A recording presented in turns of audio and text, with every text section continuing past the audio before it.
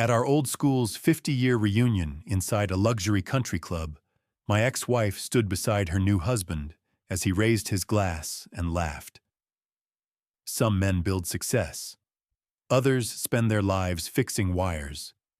Everyone laughed at me, the old electrician in the worn suit. Behind him hung a giant photo of the gym his company had renovated years ago. What no one knew was that he had installed cheap electrical equipment, pocketed nearly $1 million, and almost killed a 17-year-old boy. I saved that boy's life, and tonight I brought the original invoices. This story starts quietly, but it won't leave you unchanged. Before we dive in, drop a comment and tell me, have you ever had to wait years for justice, yes or no? Your perspective might be exactly what someone else needs to read today. Some details have been fictionalized for storytelling.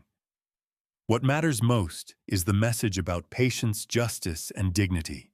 The letter from my lawyer arrived on a Tuesday morning, 3 weeks before the reunion, with a single number that changed everything: 47 days.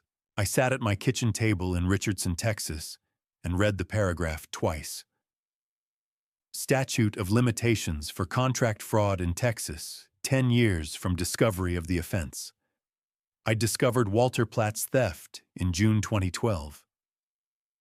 Today was November 16, 2021. The legal window would close in 47 days, January 2, 2022. The reunion was scheduled for December 7th, 21 days from now. I set the letter down next to my coffee mug and looked out the window at my Ford in the driveway. 15 years old, primer gray, where the paint had worn through. Walter Platt drove a Mercedes these days. I'd seen him around town, always waving from behind tinted windows, always smiling like a man who'd gotten away with something. He had gotten away with something for 10 years. But 47 days meant I still had time.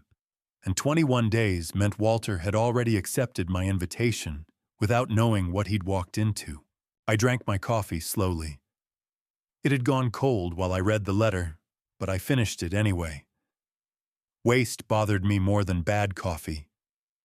20 years as Chief Electrical Maintenance Officer for the Richardson School District taught me that nothing wasted, everything accounted for, every connection tested twice.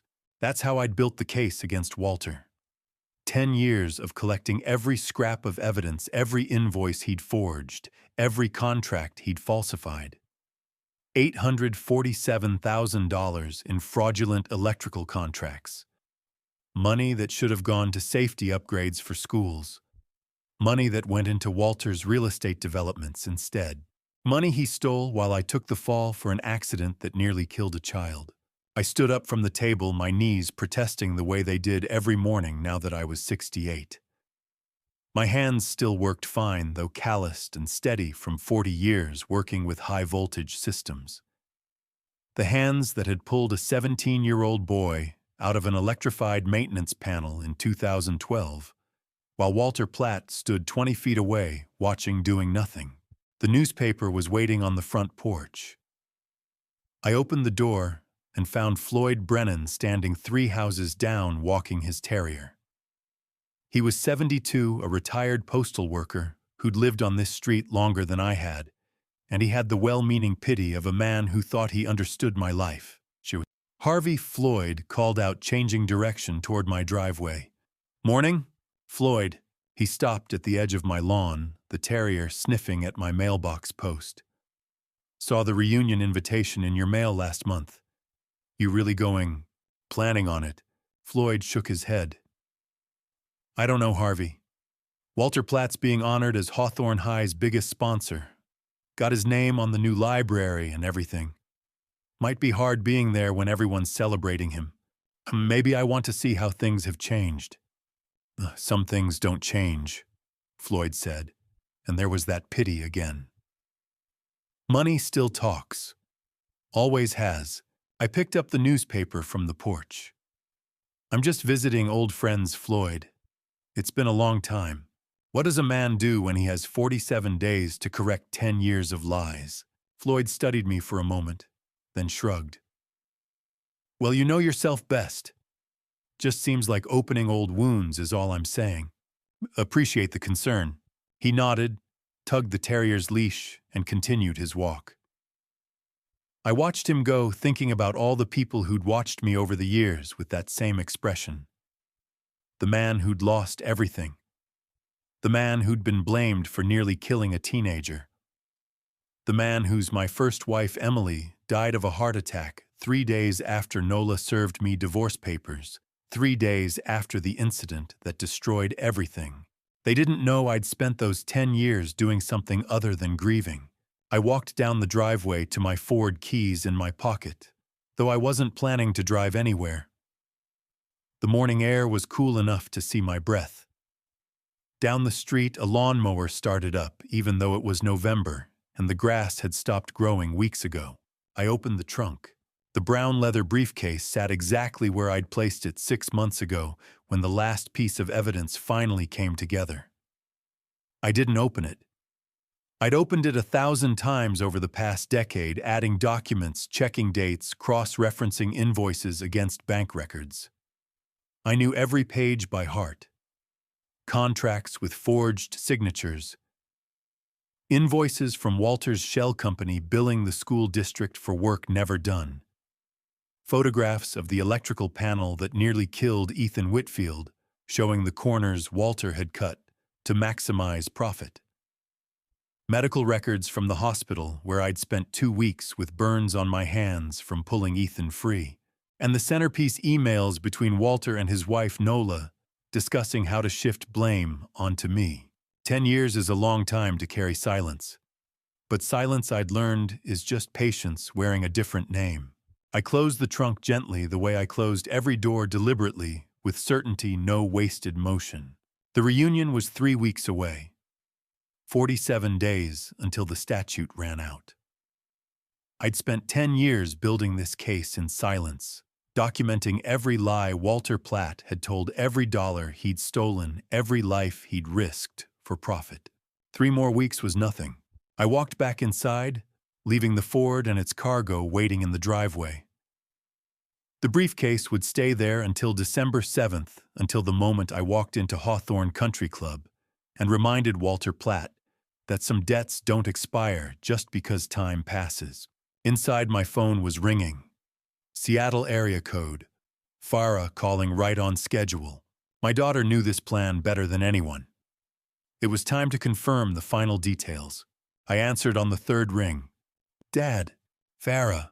My daughter's voice came through clear despite the 2,000 miles between Richardson and Seattle. Farah Fox was 32 years old, a senior software engineer at a tech firm that paid her more in a year than I'd made in 5 as chief electrical maintenance officer. She had her mother's sharp mind and my patience, a combination that made her the perfect ally in what we'd been planning for the past 2 years. Just got off a call with the airline, she said. Flight gets in December 5th, 2 days before the reunion. I'll rent a car and meet you at the house. Good. Dad. Her voice shifted, became quieter. Are you sure about this? Once we're there, once you start, no one can stop it. I looked out the window at my Ford in the driveway, at the trunk that held 10 years of evidence. I'm sure. I've been sure for 10 years. I know. She paused, and I heard the sound of traffic in the background. She was probably walking between buildings on her lunch break, finding a quiet spot to have this conversation. Mom wouldn't have wanted you to spend a decade on this. Your mother died because of what Walter and Nola did. The heart attack came 3 days after the divorce papers, 3 days after the incident destroyed everything we'd built. You think that was coincidence? No. Farah's voice was firm now. I don't. That's why I'm coming. That's why I've been helping you since I found those files in your garage 2 years ago. I remembered that day. Farah visiting from Seattle, helping me organize old boxes, finding the briefcase I'd thought I'd hidden well enough. She'd opened it, read the first 3 documents, looked at me with tears in her eyes, and said 5 words. Tell me what you need. What I'd needed was someone who understood technology, who could track digital footprints, who could help me build a case that would stand up in court and in the court of public opinion. Farah had spent 2 years quietly gathering evidence I couldn't access on my own emails, financial records, digital trails that connected Walter's shell company to the fraudulent contracts. Ethan knows the time and place, Farah said. He's ready when you are. That stopped me. You talked to Ethan last week. He called me, actually. Said he's been trying to reach you for years, but you never answered. He wants to testify, Dad. He wants people to know what really happened that day. Ethan Whitfield. 17 years old when I'd pulled him out of that electrical panel, 27 now. A cardiologist, last I'd heard. The boy who should have died because Walter cut corners to save money on safety equipment, because the cheap wiring failed at the worst possible moment, because profit mattered more than a teenager's life. I'd saved Ethan's life and spent 2 weeks in the hospital with burns on my hands and arms. Walter had blamed me for the faulty equipment, convinced the school board I'd been negligent, destroyed my reputation while covering up his own fraud. And Nola had stood beside Walter, not beside me. My wife of 36 years had chosen the man she'd been having an affair with over the husband who'd nearly died saving a child. Tell Ethan I'll see him at the reunion, I said. I will. Farah was quiet for a moment. I love you, Dad. Mom would be proud of what you're doing. I know she would. I love you too. See you December 5th. I hung up and set the phone on the kitchen table. My daughter had her mother's intelligence, and my patience a dangerous combination for anyone who'd wronged us. That evening, after the sun had set and the neighborhood had gone quiet, I sat at the kitchen table with a cup of coffee and the reunion invitation Nola had sent 3 weeks earlier. It had arrived in a cream-colored envelope, my name and address written in her elegant handwriting, the same handwriting I'd seen on love notes 30 years ago, on grocery lists and birthday cards, and eventually on divorce papers. The invitation itself was professionally printed on heavy cardstock Hawthorne High School class of 1971 50th reunion. December 7th, 2021, 7 o'clock, Hawthorne Country Club. Below that, in smaller text, honoring our distinguished alumni and their contributions to the community. Walter would be honored, of course. His name was on the new library, on the STEM classroom, on a scholarship fund he'd supposedly funded with his own money. The whole town thought Walter Platt was a philanthropist who'd made his fortune in real estate and given back to his community. The whole town was wrong. I ran my finger across the embossed lettering, thinking about the phone call Farah had relayed to me 3 weeks ago. Nola had called her, they still talked occasionally, though Farah kept the conversations brief and surface level.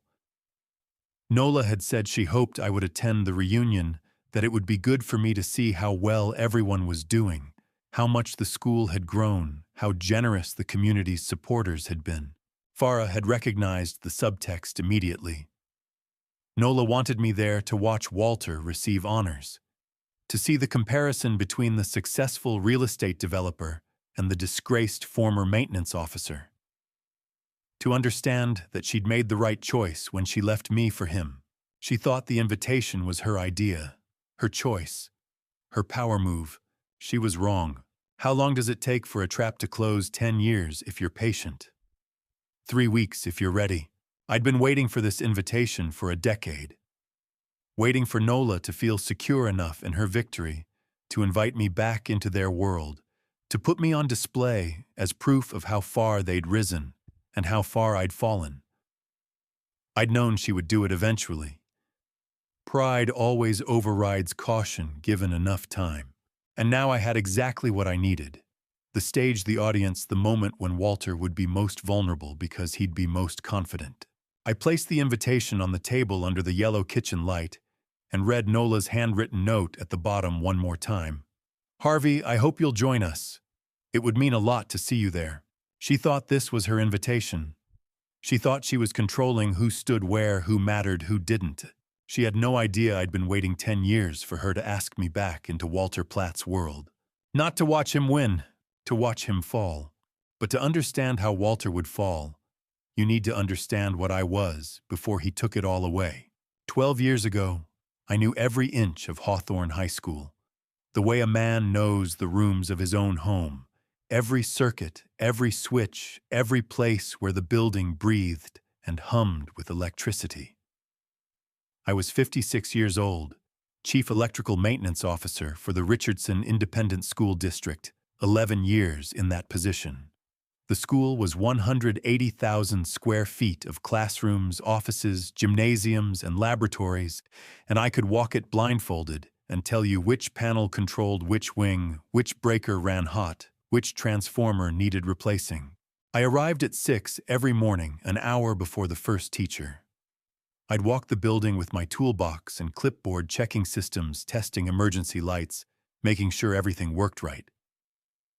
In those 11 years as chief, I had maintained a perfect safety record. Not one electrical fire, not one serious shock, not one system failure that endangered anyone. The work wasn't glamorous, but it was mine, and I did it right. Mr. Fox, can you check the projector in room 214? It keeps flickering. That was Ms. Carson, the chemistry teacher, stopping me in the hallway one Tuesday morning in the fall of 2010. Already fixed it, I told her. Loose ground wire. Saw it on yesterday's maintenance log. She blinked.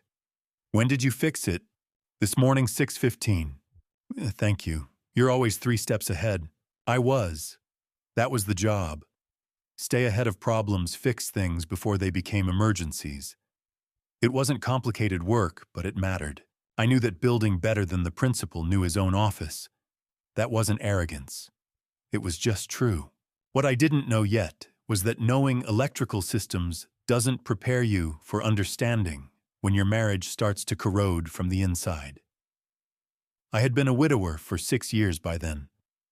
My first wife, Emily, passed in 2004, a quiet woman who taught 2nd grade and believed in education the way some people believe in prayer. Nola came into my life 2 years later, and for a time I thought I'd been lucky twice. Nola Fox worked in Hawthorne's front office as an administrative assistant. She was 51 in 2010, polished and articulate, the kind of woman who could make wealthy parents feel heard and important without ever appearing servile. She'd worked there 8 years, handling donor relations, parent communications, event coordination. She was good at her job the same way I was good at mine, competent, reliable professional. We'd been married 34 years. We'd raised Farah together, survived the usual struggles of money and mortgages and teenage rebellion. We weren't passionate anymore, not the way we'd been at 22, but we were solid. I thought we were happy. I should have paid more attention to the way Nola's voice changed during parent-teacher conferences. I'd walk past the administrative conference room sometimes and see her through the glass, sitting across from parents who drove Mercedes and wore expensive watches. Her posture would be different, with them straighter, more formal, her smile wider, her laugh lighter, more musical, as if she'd learned to modulate it for an audience that expected refinement. "We're so grateful for your foundation's support," she'd say to Theodore Hastings, the commercial real estate developer in his early 60s, who sat on Hawthorne's donor advisory board and wrote checks large enough that administrators remembered his name. "The facilities here are managed quite professionally, I assure you." She'd tell parents using words like quite and assure that never appeared in our dinner conversations. I noticed these things, but I told myself it was just professionalism. Different contexts require different tones. That was normal. When does a man become invisible in his own marriage? Not all at once. One introduction at a time. The moment I should have understood came on a Thursday afternoon in October 2010. I was walking past the conference room carrying a replacement ballast when I saw Nola inside with Theodore Hastings. They were reviewing blueprints for some proposed expansion, Nola taking notes while Hastings gestured at the drawings. I waved through the window. Just a small wave, the kind you make to your wife when you pass during work hours. Nothing demanding, just acknowledgement. Nola saw me. Our eyes met for half a second. She smiled briefly, a tight, professional smile, and turned back to Hastings without pause, without introduction, as if I were a custodian passing in the hallway, instead of the man she'd slept beside for 3 decades. I kept walking, delivered the ballast, fixed the lights, went home at 4 like always. That evening, washing dishes after dinner, I mentioned it casually. "Saw you with the Hastings guy this afternoon. Major donor, right?" "Yes." Nola handed me a plate to dry. "He was reviewing plans for the new athletics complex." Looked like an intense conversation. It was. He's very particular about specifications. I waved. "Don't know if you saw me." Nola paused, her hands in the soapy water. "Oh, yes. He was in the middle of explaining something." I didn't want to interrupt. "Right," I said. "Important conversation." It was. I dried the plate slowly, carefully. Could have introduced me. Chief Electrical Officer. Might have had thoughts about wiring specifications. Nola pulled the plug in the sink. The water drained with a sucking sound. "He was in a hurry, Harvey. Important call." "Right, important call." She knew I didn't believe her. I knew she knew. The wound wasn't that she didn't love me. It was that she loved me quietly in private where money couldn't see. Nola never said outright that she was ashamed of me. She never had to. She just stopped introducing me as her husband when she stood next to people who mattered to her, people with money, people with influence, people who could give her the life she'd started wanting somewhere along the way. I saw it happening. And for 2 more years, I said nothing, told myself it didn't matter. Convinced myself that marriage was about the private moments, not the public ones. I was wrong about that. Marriage is about both. And when your wife starts editing you out of half her life, the other half doesn't last long. But saying nothing doesn't mean I didn't notice when Walter Platt walked into her world a year later at a school fundraiser, shaking her hand with a grip that lasted 3 seconds too long, and a smile I recognized immediately as hunger dressed up as charm. The first time I saw Walter Platt, he was walking across Hawthorne's fundraiser hall in a suit that cost more than I made in 2 months, heading straight toward my wife. It was spring 2011, the annual donor appreciation event that Nola had organized for 3 years. The school's multi-purpose hall had been transformed with yellow string lights and white tablecloths, cocktail tables positioned around the room where 200 donors in expensive clothes discussed tax-deductible contributions. I stood near the refreshment table in my best suit, which was also my only suit, 15 years old, and showing its age, nursing a ginger ale and watching Nola work the room. She was in her element. Navy dress I'd never seen before, hair styled in a way that required a salon visit. She moved from group to group with practiced grace, laughing at donors' jokes, making each person feel like their contribution mattered personally. I was there because spouses were expected to attend. I was there because after 35 years of marriage, you show up. Walter Platt arrived at 7:45, fashionably late, making an entrance.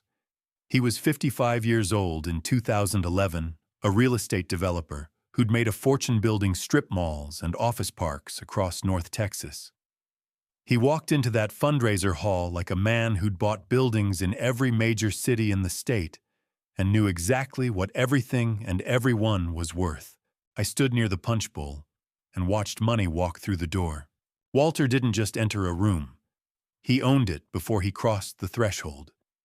6 feet tall, silver hair, swept back Italian suit that probably cost $3,000, shoes polished enough to catch the string lights.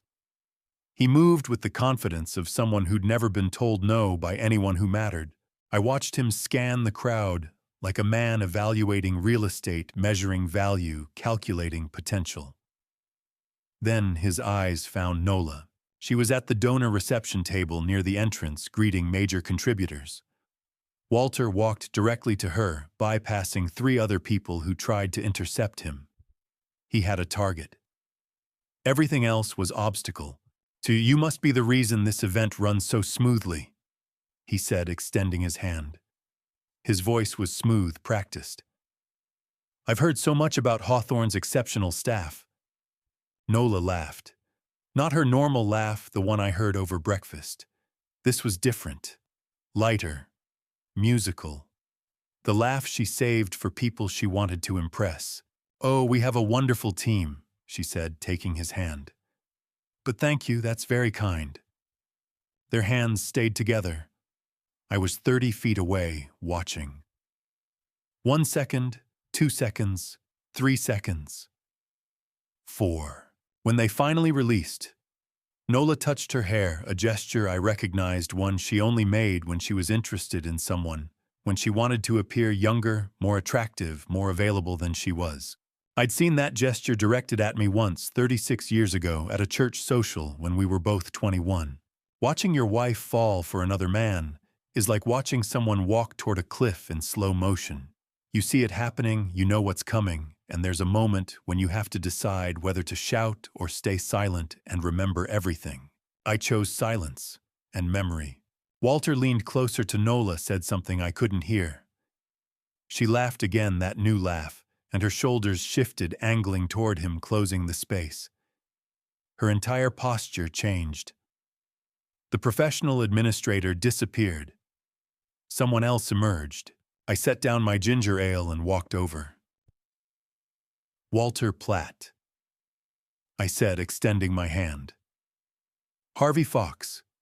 I've seen your company's name on some of the construction contracts around the district.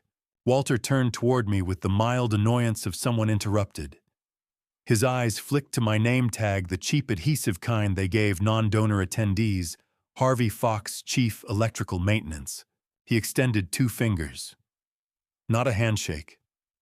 A gesture of minimal acknowledgement, the kind you give service staff when you're being polite, but don't want full contact. The maintenance man, he said. His tone was pleasant. His eyes were not. Pleasure. His eyes moved back to Nola before our hands separated. This is Harvey, Nola said. Not my husband, Harvey.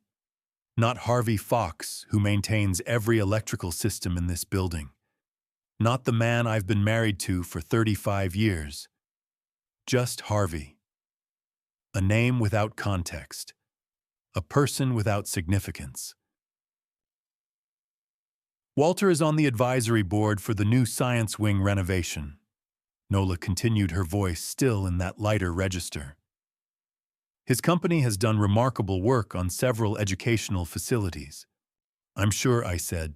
Walter nodded, once brief acknowledgement that I'd spoken, and turned back to Nola. As I was saying, the key to successful facility development is understanding the community's long-term vision. I'd love to hear your thoughts on where you see Hawthorne in 10 years. He said this while I was still standing there, 3 feet away, physically present but functionally dismissed. I've been looked through before, we all have. But that night I learned the difference between being invisible and being dismissed. Invisible means they don't see you. Dismissed means they see you and decide you don't matter. I stepped back. I'll let you two talk. Nice meeting you, Walter. Walter didn't respond. He was already deep in conversation with Nola about vision statements and community partnerships and strategic philanthropy. I walked back to the refreshment table, picked up my ginger ale, watched them talk for another 40 minutes while Nola's laugh got lighter and Walter's smile got wider, and I stood there in my 15-year-old suit, memorizing everything. The Italian suit, the polished shoes, the practiced charm, the way he touched Nola's elbow when he made a point, the way she leaned in when he spoke, the 2-finger handshake he'd given me, casual contempt disguised as courtesy. That man looked at me like I was an object, a fixture, something that came with the building. He shook my hand with 2 fingers like I might leave grease on his palm. He didn't know that while he was measuring Nola's interest, I was measuring him. Every word, every gesture, every detail of the suit, the watch, the practiced smile. I drove home that night thinking that man looked at me like I was nothing. But he didn't know I looked back and memorized everything. I spent the next year watching, observing, memorizing. Then winter came and everything ended in one night. I drove home with the medal in my pocket and pride in my chest, thinking my wife would finally see me the way the mayor had when he shook my hand with both of his and called me a hero. Winter 2012. 3 days after I'd pulled 17-year-old Ethan Whitfield out of an electrified maintenance panel during a basketball game at Hawthorne High. 3 days after 2 weeks in the hospital with second-degree burns on my hands and arms. The mayor had just given me a civilian heroism medal at City Hall. 200 people applauded. For the first time in 36 years of marriage, I thought Nola will be proud. I rehearsed it during the drive home. The mayor's speech, the certificate with my name in calligraphy, the fire chief's salute. Small details Nola could share with her friends, moments that might make her voice change when she talked about me. I pulled into our driveway at 9:47 and saw Walter Platt's black Mercedes parked on the street. Everything stopped. The pride, the rehearsed story, the 36 years of believing I understood my own life. I sat in my Ford with the medal in my pocket and looked at that Mercedes, and I knew that whatever I'd just won, I'd already lost something bigger. I walked to my own front door, put my key in my own lock, opened the door to my own home. Nola and Walter Platt sat at my kitchen table. Divorce papers spread between them, 2 coffee cups like they'd been there a while. Waiting. Nola looked up. No surprise, no guilt, just calm. "Hi, Harvey," she said. "Good. You're home. We need to talk." I stood in the doorway holding my keys. The medal felt heavy in my coat pocket. "I waited until tonight because I didn't want a scene," Nola said. Her voice was steady, practiced. "Sign the papers, Harvey. I've already signed. My lawyer reviewed everything. You keep the house, I keep my retirement account, we split the savings. It's fair." "I just received a medal," I said. The words came out quiet, factual. "For saving a 17-year-old boy's life." Walter stood up, put his hand on Nola's shoulder. The gesture was territorial, possessive. "And that's very noble, Harvey, truly. But nobility doesn't pay mortgages." I looked at Nola, at the woman I'd married 36 years ago. The woman who'd held my hand in the hospital when Farah was born. The woman who'd kissed me goodbye every morning for 3 decades. "Ma, you saved a child," Nola said. Her tone wasn't cruel. That was worse. It was matter-of-fact, reasonable. "That's admirable, Harvey. It really is. You're still just a poor electrician." She'd already signed the papers, before I walked in, before I even knew we were done. Her signature was there, black ink, final. "Nola's been living in a holding pattern for years," Walter said. He stood behind her, one hand still on her shoulder. "She deserves better than waiting for you to retire on a pension that won't cover property taxes in a decent neighborhood." "I saved a child's life 3 days ago," I said again. I didn't know what else to say. Walter smiled. "Not cruel, sympathetic. Worse than cruel." "I know. The whole district knows. You're a hero, Harvey. Heroes make headlines. Developers make money. Nola's choosing money." He said it like he was doing me a favor. I heard movement on the stairs, looked up. Farah stood there. Farah Fox was 20 years old in winter 2012, home from college for winter break, and she stood on the staircase of her childhood home watching her mother betray her father on the same night he'd been called a hero. She wore sweatpants and a university t-shirt, her hair pulled back, no makeup. She looked young and heartbroken and furious all at once. Nola saw her, softened her voice. "Sweetheart, you don't have to stay here. Walter has a beautiful home in Highland Park. Your own room. Anything you want. Better than this." Farah looked at her mother, then at Walter, then at me standing in the doorway with a medal in my pocket. "I'm staying with the parent who stayed," Farah said. Her voice was quiet but absolute. 20 years old, and already she understood something it had taken me 36 years to learn. Nola stood up. Farah, hi. You left on the night Dad got a medal for saving someone's life. Farah's voice cracked but didn't break. You planned it. I heard you on the phone yesterday checking what time the ceremony ended. You timed this. Nola looked away. That told me everything. Walter picked up his coat. We should go. Let everyone process. They left. Nola took one suitcase. She'd already moved most of her things out over the past week. While I was in the hospital, I realized. The house had been emptier, and I'd been too medicated to notice. After the door closed, Farah came down the stairs. We stood in the kitchen together. I took the medal out of my pocket and placed it on the table next to the divorce papers. 2 documents, side by side. One said I'd saved a life. The other said mine wasn't worth saving. I'm sorry you had to see that, I said. Farah looked at me. I'm not. Now I know who they are. She went upstairs. I sat at the kitchen table alone, looking at those 2 pieces of paper under the fluorescent light. A medal and divorce papers, side by side on a kitchen table. One said I'd saved a life. The other said mine wasn't worth saving. That's when it started. Not the planning yet. Not the evidence gathering. Just the understanding that this child, my daughter, had just watched her mother choose money over character status, over integrity, Walter Platt, over the man who'd raised her. Farah stood on the stairs looking at me, her mother's suitcase still audible being loaded into Walter's Mercedes outside. She was 20 years old, and she'd just watched her mother choose money over character. I thought this child is learning a lesson about what the world values, and I thought I have time. 10 years, if I'm patient. 10 years to show her that lesson has a different ending. But before I could plan the ending, I had to survive the beginning. And the beginning was a Friday night basketball game 3 days before everything changed. 3 days before Nola handed me divorce papers, I saved a 17-year-old boy's life in a gymnasium filled with 600 people who would later call me a hero.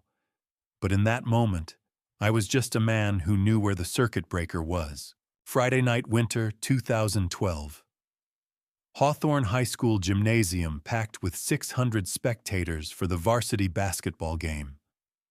I was in the basement maintenance room doing a routine electrical check during halftime, listening to the crowd noise filter through the floor above me. Everything was running hot. Too hot. The gymnasium was pulling maximum load on circuits that had been upgraded 2 years earlier by Walter Platt's subcontractor. New panels, new wiring, new grounding system, all part of the athletic facility renovation that Platt Development had won through competitive bid. The same renovation that had come in under budget and ahead of schedule. I'd told the athletic director last month we needed a load assessment. The panels were running warmer than spec. He'd said he'd put it in next quarter's budget. Next quarter was 3 months away. I heard the crowd noise change above me, halftime ending, second half starting. 600 people. Every light at full brightness. The scoreboard. The sound system. The heating running at capacity because it was 32 degrees outside. I checked the panel temperature with my infrared thermometer. 10 degrees over normal operating range. Still within tolerance, but barely. I made a note to follow up Monday morning. Then I heard the crowd noise change again. Not cheering, screaming. I ran. The smell hit me when I burst through the gymnasium door, ozone-burning insulation smoke. The main electrical panel had overloaded. The metal safety fence along the court's sideline installed during the Platt renovation was energized live with current from a fault in the grounding system. Ethan Whitfield, 17 years old, Hawthorne's varsity forward with a basketball scholarship to Texas. A&M, already signed, had run toward an out-of-bounds ball, stumbled, fallen against the fence. Sparks erupted where his shoulder made contact. His body convulsed. He collapsed, but the current held him there, muscles locked. More sparks. Smoke rising from the wall mount. The referee's whistle shrieked once, then stopped. Sterling Wade, 52 years old and Hawthorne's head basketball coach for 16 years, ran forward, stopped 8 feet away, seeing the sparks, froze. He'd seen broken ankles and concussions, but he'd never seen a boy dying from electrocution 8 feet away while he stood frozen, unable to help. "Don't touch him," Wade screamed. "Don't touch the fence. Someone cut the power." 600 people backed toward the exits. Emergency lighting kicked on. Parents screaming, players backing away.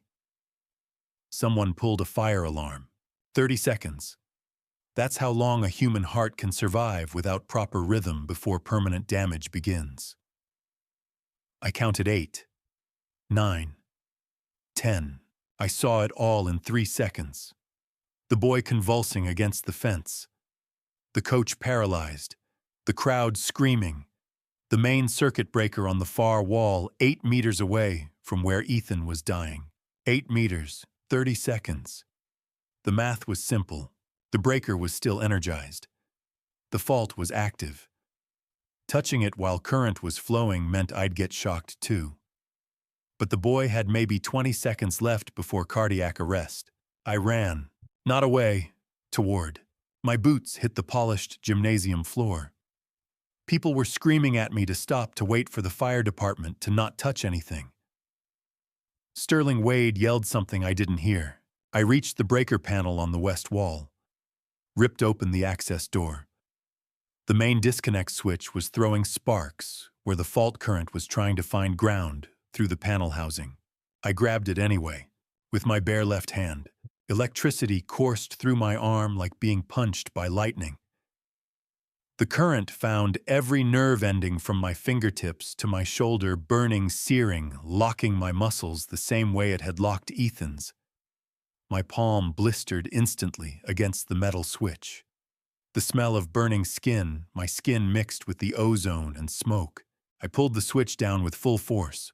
The gymnasium went dark. Emergency lights only. The current stopped. My hand released the switch I hadn't been able to let go on my own. The electricity had held me there until I cut the power. I looked at my left palm. 2nd-degree burns. Skin blistering across the palm and 3 fingers, already turning white and red in patches. I ran to Ethan, pulled him away from the fence. His eyes were closed. His chest wasn't moving. I checked for a pulse. Found one. Weak but there. Put my ear to his chest. Heard breathing. Shallow, irregular, but present. Sterling Wade dropped to his knees beside me. "You just ran straight at it," he said. His voice was shaking. "Everyone else ran away. You ran toward it." Paramedics arrived. They took over oxygen mask on Ethan's face, checking vitals, preparing the stretcher. One of them looked at my hand. "Sir, you need treatment. That's a serious burn." "The boy first," I said. "Pain is temporary. A 17-year-old boy with his whole life ahead of him, that's permanent." The choice wasn't complicated. They loaded Ethan onto the stretcher. His eyes opened. He looked at me confused, in shock, but alive. His chest was rising and falling. His heart was beating. I pulled the boy out.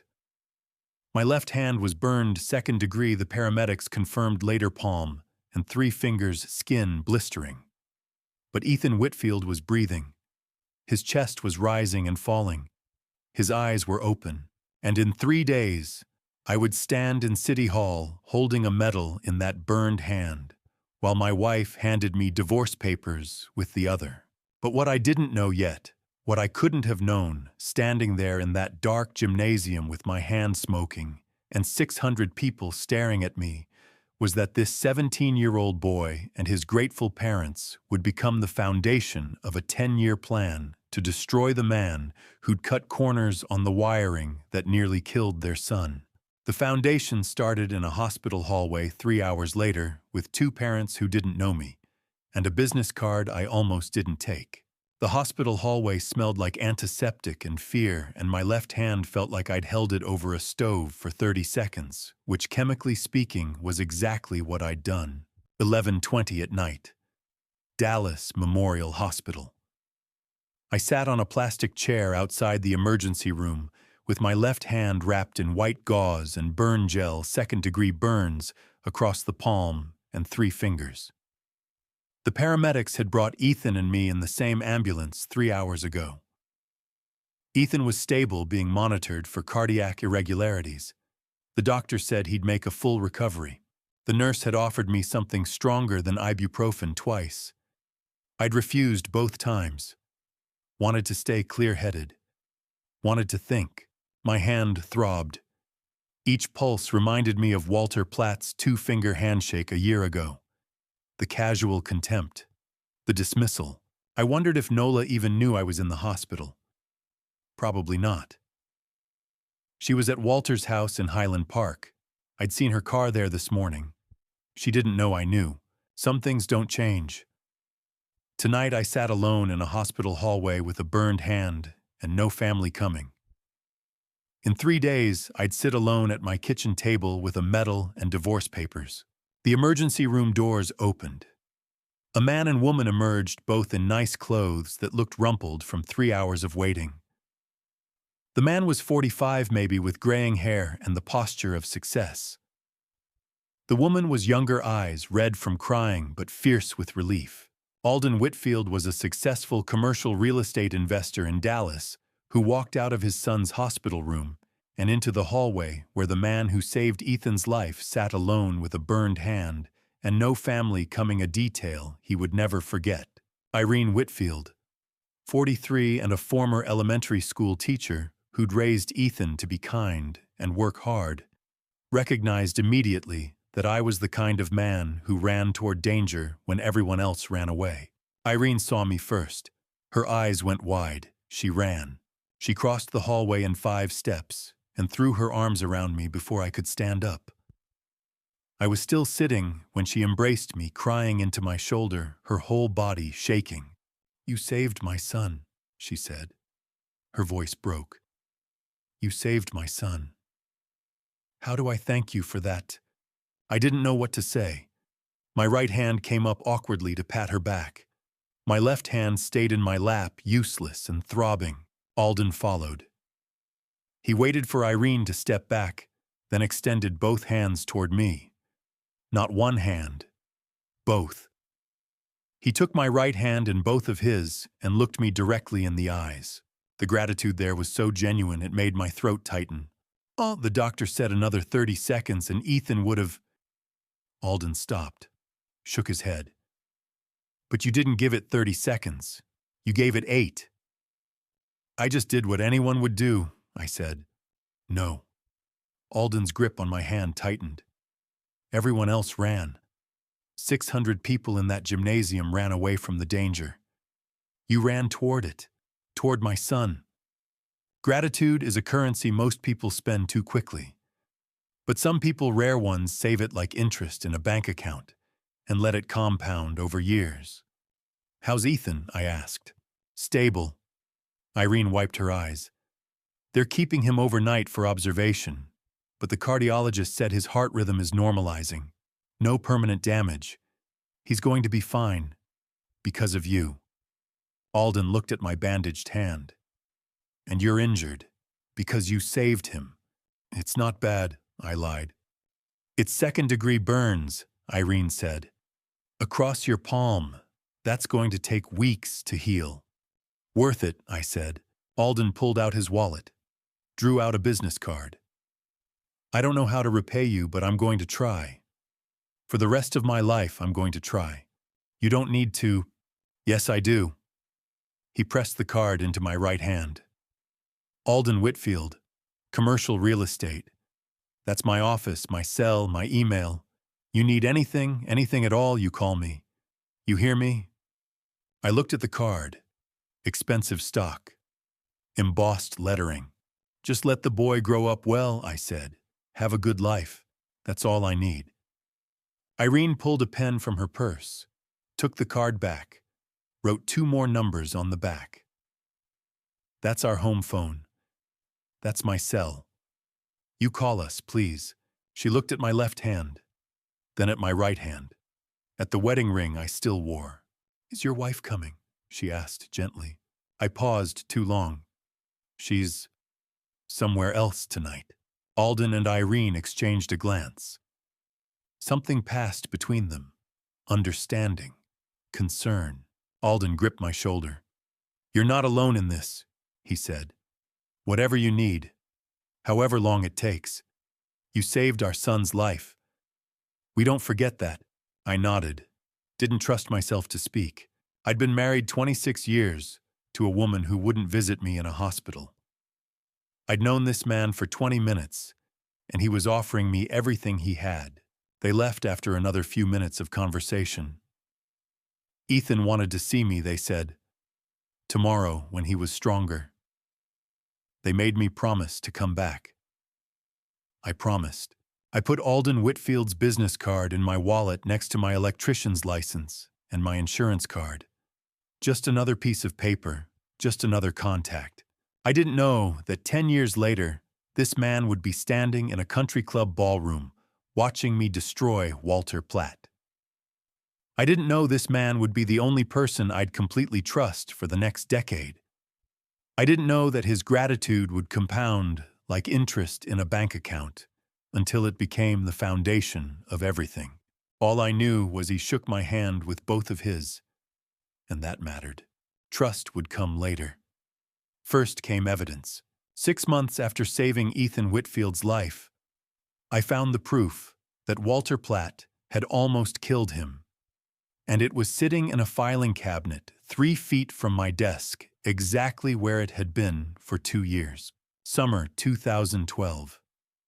The school district required a full electrical system audit 6 months after the incident. Standard procedure after a major safety failure.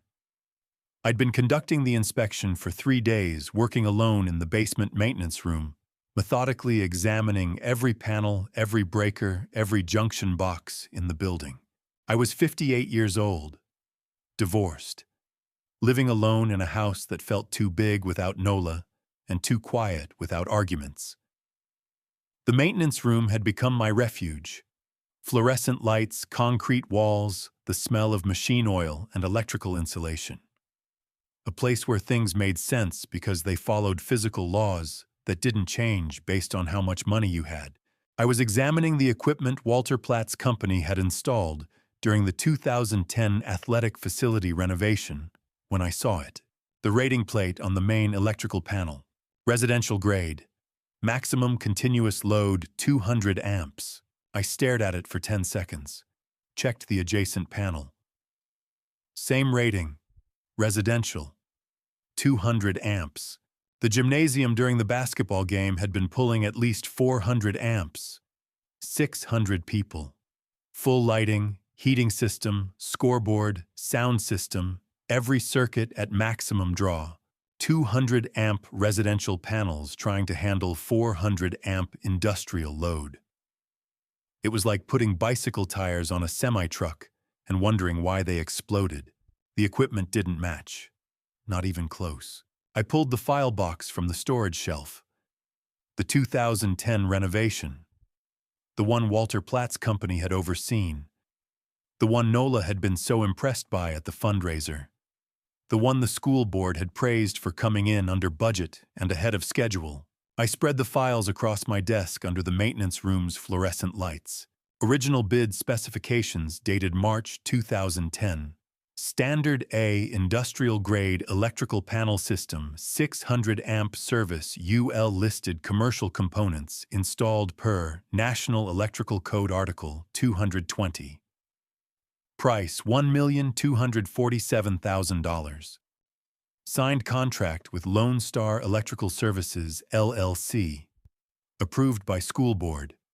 Work completed August 2010. I pulled the delivery receipts.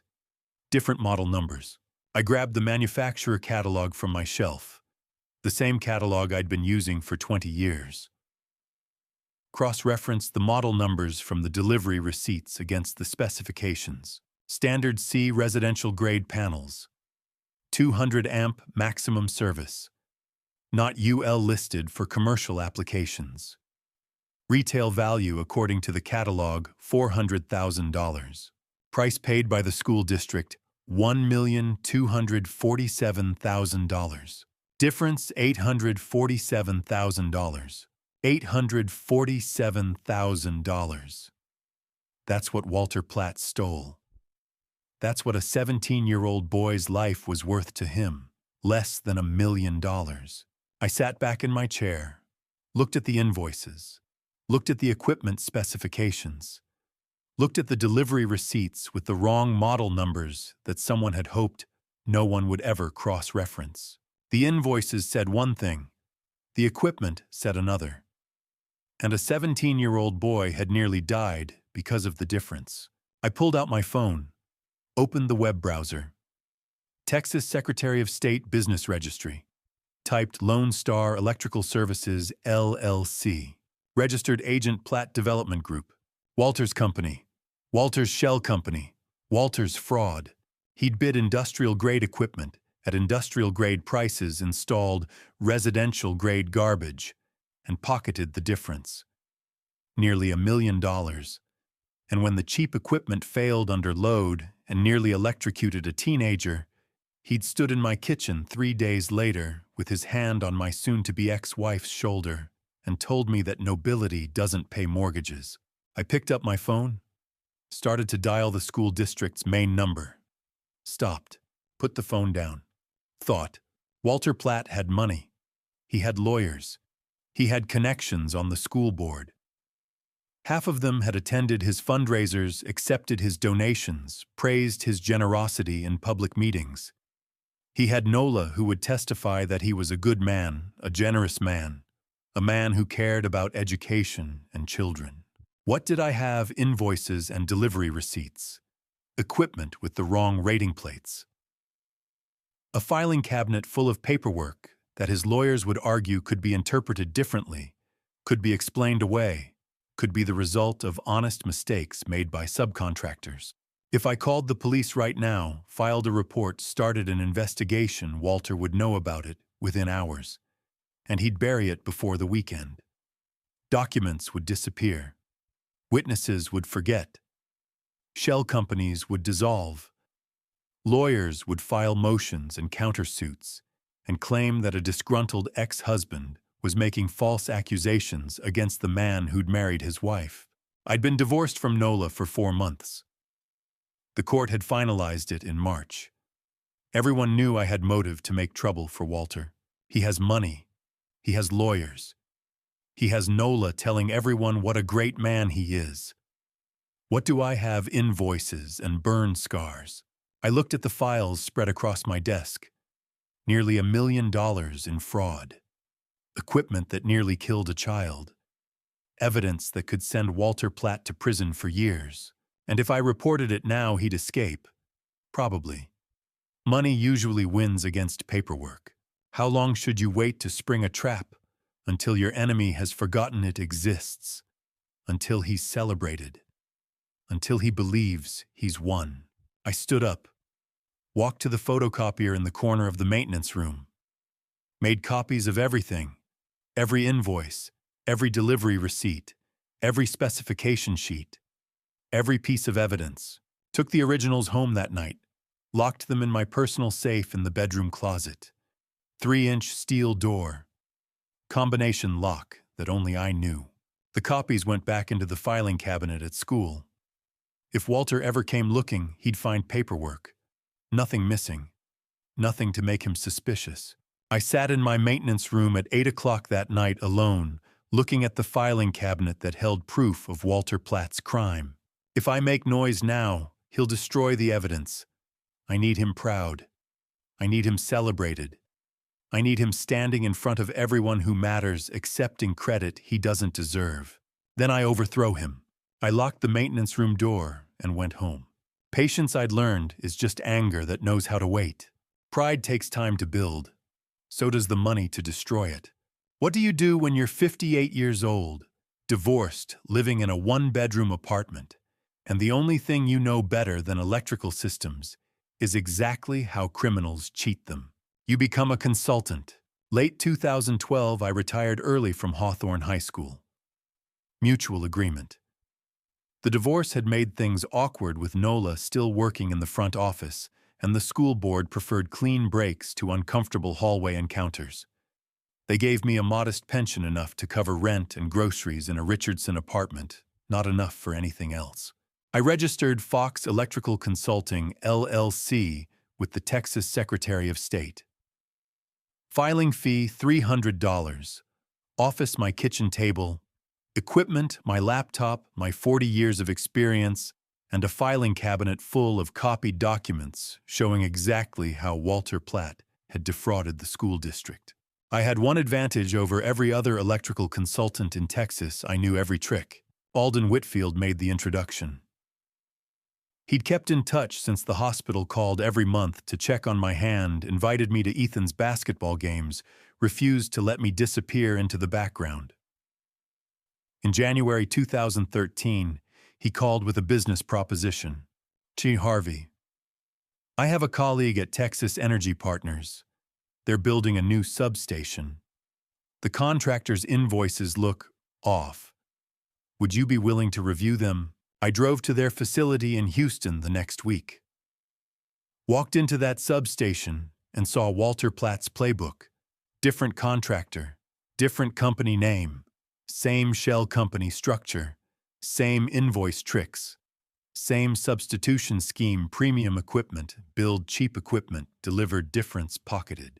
I saved them $340,000. The VP asked how I spotted it so fast. I didn't say, because my ex-wife's husband taught me exactly what fraud looks like when you study it for 6 months straight while sitting alone in a maintenance room. I said experience. Word spread. By spring 2013, I had 3 clients. Energy companies mostly referred through Alden's business network. They needed independent audits of contractor work on substations, distribution centers, industrial facilities. They paid me $8,000 to $12,000 per audit. I worked from my apartment, traveled to sites, wrote detailed reports, identifying exactly where contractors were cutting corners and inflating costs. I knew every trick because I'd studied one man's playbook for 2 years. Walter Platt was my textbook.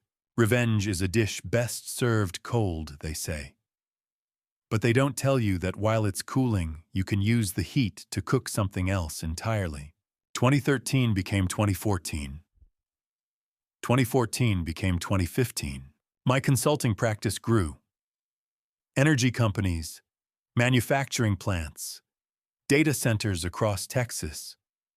They hired me because I had a gift for spotting the same patterns shell companies registered to the contractor's parent corporation invoice amounts that matched bid specs, but delivery receipts that showed different model numbers, equipment rated for residential use, installed in commercial facilities. I became a specialist in detecting the exact fraud tactics Walter had pioneered. By 2015, I was billing $180,000 annually. I lived in the same one-bedroom apartment in Richardson, drove the same Ford, ate the same meals, banked everything above basic living expenses. Farah visited that Christmas.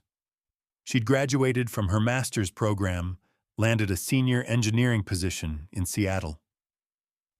We sat in my small apartment with Chinese takeout, and she looked at me with something I hadn't seen in her eyes since before the divorce: pride. "Dad, you're making more now than you ever did at Hawthorne," she said. I picked at my lo mein. "Turns out expertise in fraud is valuable. You built this from nothing, after everything that happened." "Not nothing," I said. "I had a very thorough education in how criminals operate." She understood. She always understood. By the end of 2015, I had $890,000 saved. More than Walter had stolen. The irony wasn't lost on me. I'd earned more by preventing fraud than Walter had made by committing it. 2016 and 2017 brought the major contracts: Gulf Coast refineries, wind farm developments, solar installation projects across West Texas. My reputation had grown: the electrical consultant who never missed fraud, who saved companies millions, who charged premium rates because he delivered premium results. Companies paid $50,000 and up per audit. Not because I was expensive, because I was worth it. I'd spent 5 years becoming the thing Walter Platt feared most, a man who understood his methods and had the credibility to expose them. And I'd gotten paid $2.1 million to learn. March 2017, I sat at my kitchen table, still my office, after 5 years reviewing my financial statement. $2,104,385.17. That's what the account said. 5 years of patient work, living on 30% of my income, banking everything else, conservative investments, compound interest. The discipline of a man who'd spent 40 years maintaining electrical systems and knew the value of steady, reliable growth. Walter Platt stole $847,000 using cheap equipment and shell companies. I made $2.1 million by teaching others how to stop men like Walter. I sat there at my desk, thinking about the man who ruined my marriage, who nearly killed Ethan Whitfield, who stood in my kitchen with his hand on Nola's shoulder and told me that nobility doesn't pay mortgages, who shook my hand with 2 fingers like I was beneath him. That man gave me my entire career, not intentionally, not willingly, but completely. Every client I landed came because I understood fraud better than anyone else in Texas. Every dollar I earned came from expertise Walter's crime had forced me to develop. Every audit I conducted used knowledge I'd gained by studying his invoices, his shell companies, his substitution schemes. Walter Platt tried to destroy me. Instead, he educated me. The man who called me the maintenance man with contempt taught me how to become rich. Life has a dark sense of humor. I closed the financial statement, looked at the number again. $2,104,385.17. Enough. Not for retirement, not for luxury, not for anything Walter would understand. Enough for something else. Something Walter would never see coming until it was too late. A scholarship fund, in Emily's name, my first wife, the woman who spent 20 years teaching other people's children and never once asked for recognition. Administered by Hawthorne High School, public, permanent. The kind of legacy that gets praised at reunions and ceremonies and community events. The kind of legacy a man like Walter Platt would want to claim credit for. I picked up my phone, called Principal Garrett Thorne, made an appointment. The man who tried to ruin my marriage, who shook my hand with 2 fingers like I was beneath him, who installed cheap equipment that nearly electrocuted a 17-year-old boy to death. That man taught me how to become rich. Not intentionally, not willingly, but completely. Every dollar of my $2.1 million came from understanding exactly what Walter Platt had done. Life has a dark sense of humor, and I was about to make the punchline even darker. The punchline required a stage. I built it in spring 2016 with a cashier's check and a conversation that confused a well-meaning principal for 5 years. I walked into the office of Hawthorne High School's principal, carrying a brown envelope with a cashier's check for $2.1 million and a plan that would take 5 years to spring. Garrett Thorne was 52 years old in 2016, principal of Hawthorne High for 7 years. He remembered me as the maintenance officer who'd saved a student's life in 2012 and was utterly unprepared for the day that same man walked into his office with a check for $2.1 million and instructions that made no sense until 5 years later. I'd called ahead, made an appointment, told his secretary it was about a donation. Thorne stood when I entered, extended his hand. "Harvey Fox, good to see you." I shook his hand, sat in the chair across from his desk, placed the brown envelope on the polished wood between us. "You mentioned a donation," Thorne said. "That's very generous." I pushed the envelope toward him. "Open it." He opened it, pulled out the cashier's check. His eyes went wide. "Harvey, this is $2.1 million. This is the largest single donation in the school's history." "I know. I don't understand." You were a maintenance officer here. Where did you? I was consulting, I said. 5 years of good work. I want it to go to students who need it. Kids whose parents work 2 jobs. Kids like I was. Thorne set the check down carefully. This is extraordinary. We can establish scholarships, upgrade STEM facilities, and replace the electrical system, I said. With properly rated commercial equipment. He nodded. He knew what I meant. The legal documents are in the envelope. I continued. Perpetual endowment, independent trustees. Fox Electrical Consulting, LLC is the donor of record. Not your name personally. No. Thorne pulled out the legal documents, scanned them, stopped at the fund name. Emily Mercer Future Scholars Fund, he read aloud. Not Harvey Fox Scholarship. No. Who's Emily Mercer? Emily was my first wife. She taught second grade for 20 years. Mercer was her maiden name before she became Emily Fox. She died in 2004 before any of this happened. She never knew what Walter did. She never got to see what the district became. This fund is hers. Revenge isn't about destroying your enemy. It's about letting them destroy themselves. You just have to build the stage and wait for them to take the spotlight.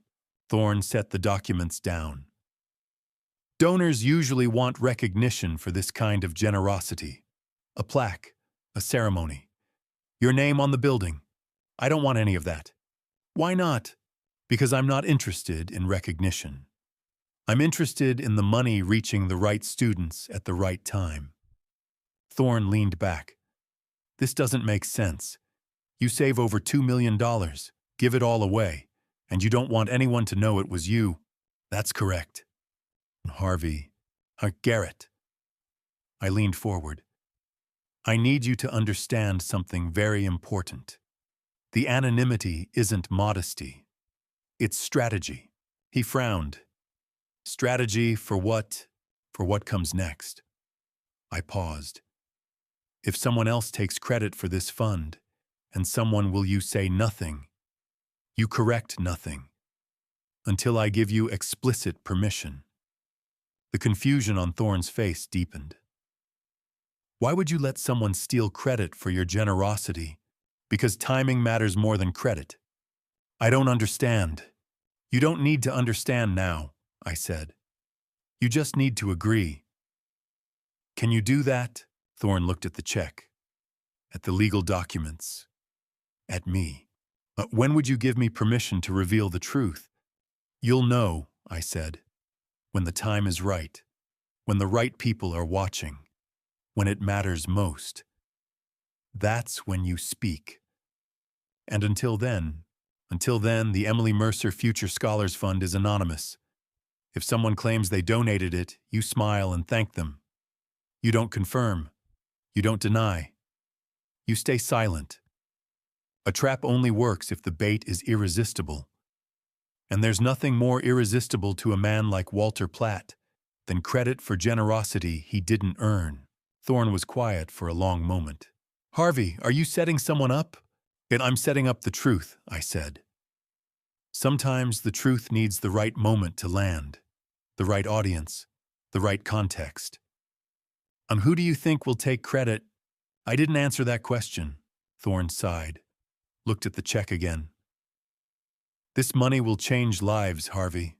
Dozens of students, maybe hundreds over the years. I know, and you're absolutely certain you don't want recognition. I'm absolutely certain I want recognition at the right time, not before.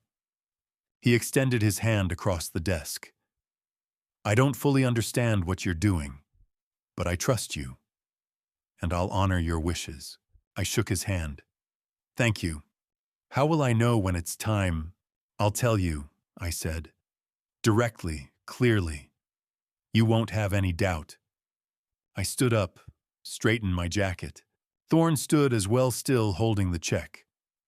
Harvey, why don't you want credit for this? Why let someone else take it? I looked at him across the desk. Because my name doesn't matter right now, Garrett. It matters when it's spoken at the right time and the right place to the right people. You'll know when that moment comes. And when it does, when someone is standing in front of everyone who matters, accepting praise for generosity they didn't provide, that's when you tell the truth. I left his office, walked through the hallways I'd maintained for 11 years, past the gymnasium where Ethan Whitfield had nearly died, past the maintenance room where I'd discovered the fraud. The trap was set. The bait was irresistible. All I needed now was patience. 4 years, maybe 5. Walter Platt would hear about an anonymous scholarship fund transforming Hawthorne High School. He'd hear about the mysterious Emily Mercer Future Scholars Fund that no one could trace. He'd see an opportunity to claim credit for generosity he didn't provide, and he'd take it. Because men like Walter always do. He took it, exactly as I knew he would. For 4 years, I watched Walter Platt accept applause for generosity he didn't provide, and every time he smiled and nodded and said thank you, I added another page to the file that would destroy him. 2017, Spring Parent Meeting at Hawthorne High School. Principal Garrett Thorne stood at the podium in the library and announced the Emily Mercer Future Scholars Fund had awarded its first scholarships, 10 students full tuition support, funded by an anonymous donor who wanted to remain private. Walter Platt sat in the 3rd row with Nola beside him. He was on the school's advisory board, known for his donations to the athletic facility, his name on the new library. Someone from the audience asked if the Emily Mercer Fund was another one of his initiatives. Walter paused, smiled, glanced at Thorne. "I'm always happy to support Hawthorne's mission," he said. "Not yes, not no. Just enough to let the assumption stand." Thorne saw it, made a note in the margin of his program, said nothing. I wasn't there. I heard about it from Thorne's phone call that night. He asked if it was time to correct the record. I said no. Let Walter get comfortable. 2018. Parent Gala. Black tie event in the gymnasium, the same gymnasium where Ethan Whitfield had nearly died 6 years earlier. Walter and Nola arrived in formal wear, Nola in a dress that probably cost more than my monthly pension used to be. Parents congratulated Walter on the scholarship fund. He accepted their thanks with practiced humility. "Education is an investment in our community's future," he said. "I'm fortunate to be in a position to contribute, still not claiming it directly, but not correcting anyone either." Nola stood beside him, smiling. I knew from Thorne's documentation that during the cocktail hour she'd pulled Walter aside and whispered something. Thorne had been close enough to hear. "Mercer was Harvey's mother's name," Nola said. Walter dismissed it. "Coincidence. He doesn't have this kind of money." She knew. Nola knew her ex-husband had donated over $2 million. Knew Walter was stealing credit. And she chose silence. Chose the comfortable life in Highland Park over the truth. Complicity isn't always loud. Sometimes it's just a woman in an expensive dress choosing not to ask questions. 2019. Walter stopped being subtle. Parent Gala speech standing at the same podium where Thorne had announced the fund, Walter talked about his commitment to education, his belief in investing in students' futures, his pride in supporting Hawthorne for over a decade. "The Emily Mercer Future Scholars Fund represents what I believe philanthropy should be," he said. "Not just money, but genuine commitment to the next generation." He never said the words, "I donated it." He never had to. Everyone assumed. And Walter let them. Thorne called me that night. "Harvey, he's taking full credit now. When can I tell them the truth?" Not yet," I said. "Let him get comfortable. Let him believe it's his." 2020. Walter proposed renaming the fund. Brought it to the advisory board with legal paperwork. Wanted to call it the Platt Mercer Educational Endowment. Put his name first. The lawyers stopped him. Perpetual endowment restrictions, donor specifications. The fun name was legally protected. Walter was furious, Thorne told me. Tried to argue, tried to leverage his position on the board. Failed. But he didn't stop claiming credit. Just claimed it louder. A lie is like a house built on sand. It stands fine when the weather is calm, but all you need is one wave at exactly the right angle to wash the foundation away. Principal Thorne kept meticulous records. Private log locked in his desk drawer. Every instance of Walter accepting credit. Every speech. Every handshake. Every thank you he didn't deserve. By the end of 2020, Thorne had documented 47 separate instances. 47 times Walter Platt had stolen credit for my donation.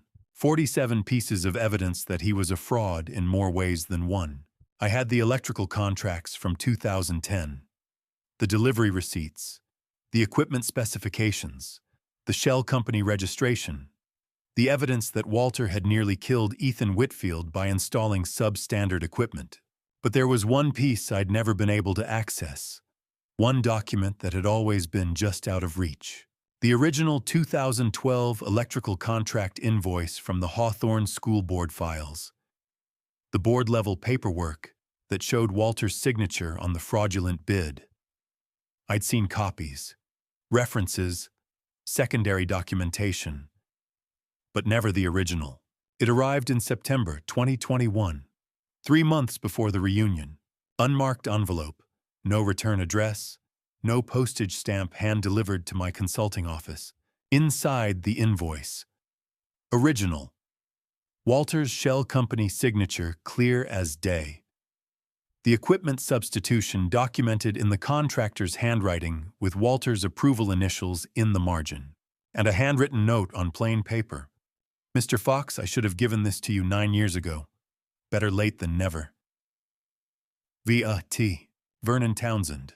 I'd known Vernon peripherally from Hawthorne. He'd been on the school board from 2010 to 2012, served during the electrical renovation project. Basketball coach Sterling Wade had mentioned him once. Vernon and Walter had been business partners for 15 years, joint real estate developments across Dallas. Had been partners. I made a phone call, found out what happened. September 2021. Walter Platt had forced Vernon Townsend out of their $2.3 million joint real estate development. Legal, ruthless. Leveraged a technicality in their partnership agreement to buy Vernon out at 30 cents on the dollar. Vernon Townsend was 64 years old, financially devastated. 15 years of partnership destroyed by a man who valued money more than loyalty. So Vernon went to his storage unit, found his old school board files from 2010 to 2012, located the one document Walter thought was safely buried in bureaucratic archives that no civilian could access, and he gave it to me. 10 years, 47 documented lies, one missing invoice, and 3 months until the reunion where Walter Platt would stand at his highest point. I held the invoice in my hands, the last piece of evidence delivered by the only other person who knew the truth and had finally been betrayed enough to care. The file was complete. The trap was perfect. All that remained was the execution. Execution required one more soldier. I recruited my daughter 2 weeks before the reunion with a briefcase full of evidence and complete honesty about what I needed her to risk. 2 weeks before the reunion, I opened the brown leather briefcase on my kitchen table and showed my daughter what 10 years of patience looks like when you stack it in chronological order. Farah flew from Seattle Friday night, arrived Saturday afternoon. 32 years old senior software engineer, my daughter, who'd chosen me over her mother's money 9 years ago and never looked back. She walked into my kitchen, saw the briefcase on the table, stopped. "Is that it?" she asked. "That's it." I opened the latches, lifted the lid, started laying documents across the table in chronological order. 2012 electrocution incident reports, hospital records showing Ethan Whitfield's cardiac monitoring my second-degree burns, the 2 weeks we spent in adjacent rooms. Photographs of my bandaged hand that I'd never shown anyone. 2012 electrical invoices, the bid specifications, the delivery receipts with the wrong model numbers, the manufacturer catalogs showing the substitution, the Texas Secretary of State registration linking Lone Star Electrical Services, LLC, to Platt Development Group, 2016 Scholarship Fund establishment papers, the cashier's check for $2.1 million, the legal documents creating the Emily Mercer Future Scholars Fund, the perpetual endowment restrictions that prevented Walter from renaming it, 2017 to 2020 documentation.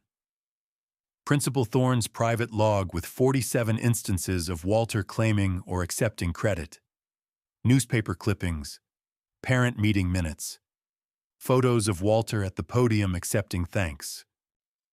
September 2021. Vernon Townsend's unmarked envelope. The original 2012 Hawthorne School Board invoice showing Walter's shell company signature and the equipment substitution in the contractor's handwriting. Farah stood at the table, silent, looking at 10 years laid out like a prosecutor's timeline. "I knew you were planning something," she said quietly. "I didn't know it was this thorough. Every document dated cross-referenced, independently verifiable," I said. "Walter can't lawyer his way out of physical evidence." She picked up the hospital photograph. The one showing my left hand 3 days after the incident, palm and 3 fingers wrapped in white gauze, the skin underneath blistered and raw. "You never showed me this photo," she said. "Your hand was—" She stopped. "Count-degree burns," I said. "Worth it. Some fathers leave their daughters money. Mine left me a masterclass in patience strategy and the difference between revenge and justice." Farah set down the photo, picked up Vernon's September envelope, pulled out the invoice, read it once, read it twice, looked at me. "How long have you had this?" 3 months. Vernon Townsend sent it after Walter forced him out of their business partnership. "I'd been missing this piece for 9 years. She read the invoice again. Her finger traced Walter's signature, the contractor's notes in the margin, the approval initials. "You've had most of this evidence since 2012, she said. "Why wait 10 years? "Because revenge served cold is just punishment," I said. "Revenge served at exactly the right temperature is justice." She picked up the scholarship fund documents, read the fund name, Emily Mercer Future Scholars Fund, her middle name, my mother's maiden name. "You named a $2.1 million fund after me," she said, "and didn't tell me. Why, I wanted you to find out when it mattered, when the name meant something, when everyone was watching." She sat down at the table, spread the documents out in front of her. The timeline became clear. The trap became visible. "This isn't revenge," she said. "This is a legal case. It's both." She looked at me. "What do you need me to do, Dad? Before I tell you what I asked my daughter to do at that reunion, are you still with me? Comment A if you'd volunteer to be bait for your father, or B if you'd say no, and add one short reason why." Quick note, some details ahead are recreated for storytelling impact, but the lesson is what matters. I sat down across from her. "The reunion is in 10 days. Walter will be there. He'll be honored. He'll probably try to rename the scholarship fund again, claim it publicly one more time. Nola will be by his side. And I need you there as visible presence. You're the bait. They'll see you. They'll know you're my daughter. And if I know Walter, he'll say something. Do something. In front of everyone." Farah didn't hesitate. "What do you need me to do?" "Stand still. Let them attack first. Don't react. I'll handle the rest." She looked at the evidence spread across the table. Looked at me. 68 years old. Patient as stone. A man who'd spent 10 years building a case instead of throwing a punch. "You'll be the target," I said. Walter will see you know you're my daughter. He might say something cruel. Can you stand there and take it? For 10 years you stood there and took it, Farah said. I can handle one night. You don't have to do this. Yes, I do. You did it for me. Now I do it for you. She stood up, walked around the table, put her hand on my shoulder. Okay, Dad. I'll be the bait. She smiled. Actually, I want to be the bait. Bait isn't about being weak. It's about being brave enough to stand in the open while the trap closes around everyone else. We sat at the kitchen table until the sun went down, papers spread between us like a battle plan. 10 years of evidence. 47 documented lies. One daughter willing to walk into Hawthorne Country Club as the visible target. The reunion was 10 days away. All the pieces were in place, the evidence, the allies, the witnesses, the stage. Now I needed one thing. Walter Platt to walk in himself, stand at that podium, and accept credit one more time in front of everyone who mattered. And 10 days later, he did exactly that. 10 days passed.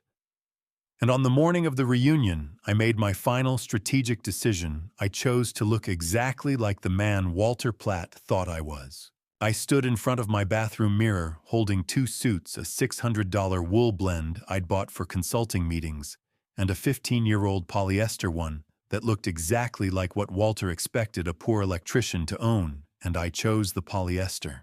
Slightly too large now. I'd lost weight since 2012. The fabric was worn at the elbows, shiny at the knees. The kind of suit a man wears when he can't afford better. Except I could afford better. I had over $2 million in consulting revenue behind me. I owned 3 good suits. But today, I wanted Walter comfortable.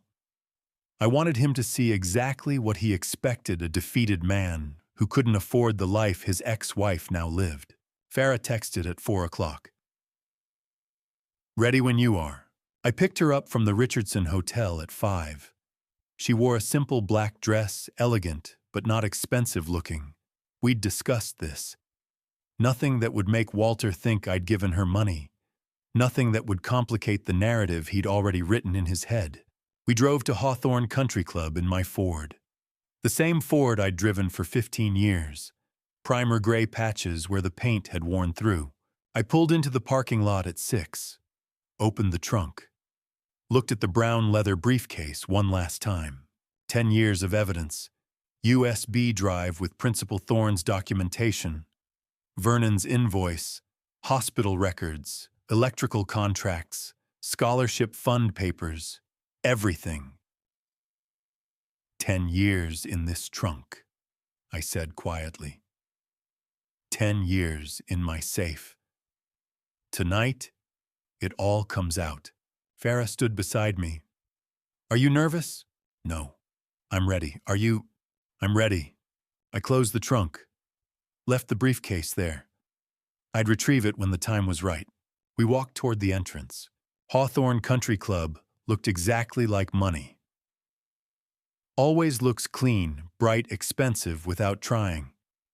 Chandeliers, white tablecloths, waiters in black vests carrying champagne on silver trays.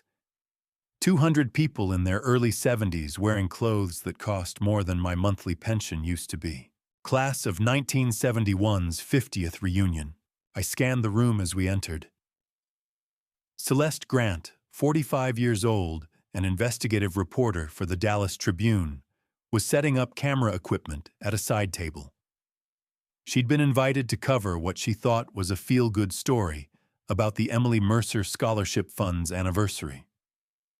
She had no idea she was about to document the most dramatic public exposure she'd ever witnessed.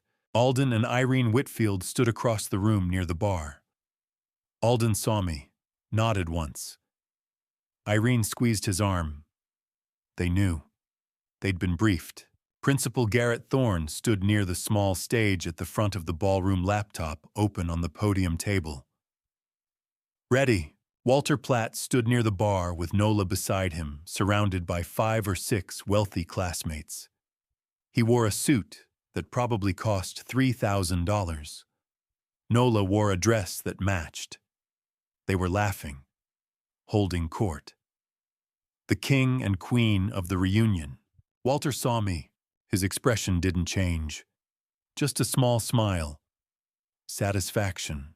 Walking into that country club in my old suit felt like a boxer entering the ring in torn gloves. Everyone thinks you're already beaten, which is exactly when you're most dangerous. Farah and I entered the main ballroom. Eyes turned. Whispers started. Is that Harvey Fox? I thought he wouldn't show. Who's the woman with him? His daughter, Farah. He looks exactly the same. Poor guy. I heard it all, registered it all. Felt Farah stiffen beside me. Ignore them, I whispered. Let them look. We walked toward the seating chart near the entrance. Found our names. Table 12. Decent placement. Middle of the room. Then Walter started moving. He set down his drink. Said something to Nola. Crossed the ballroom toward us with deliberate steps, voice projecting before he even reached us. Harvey Fox. Walter's voice carried across 20 feet. Loud enough for surrounding tables to hear. Loud enough to be performance. I didn't expect country clubs let the maintenance crew in nowadays. People turned. Some laughed. Others looked uncomfortable but stayed quiet. Walter stopped 3 feet in front of me. Nola beside him.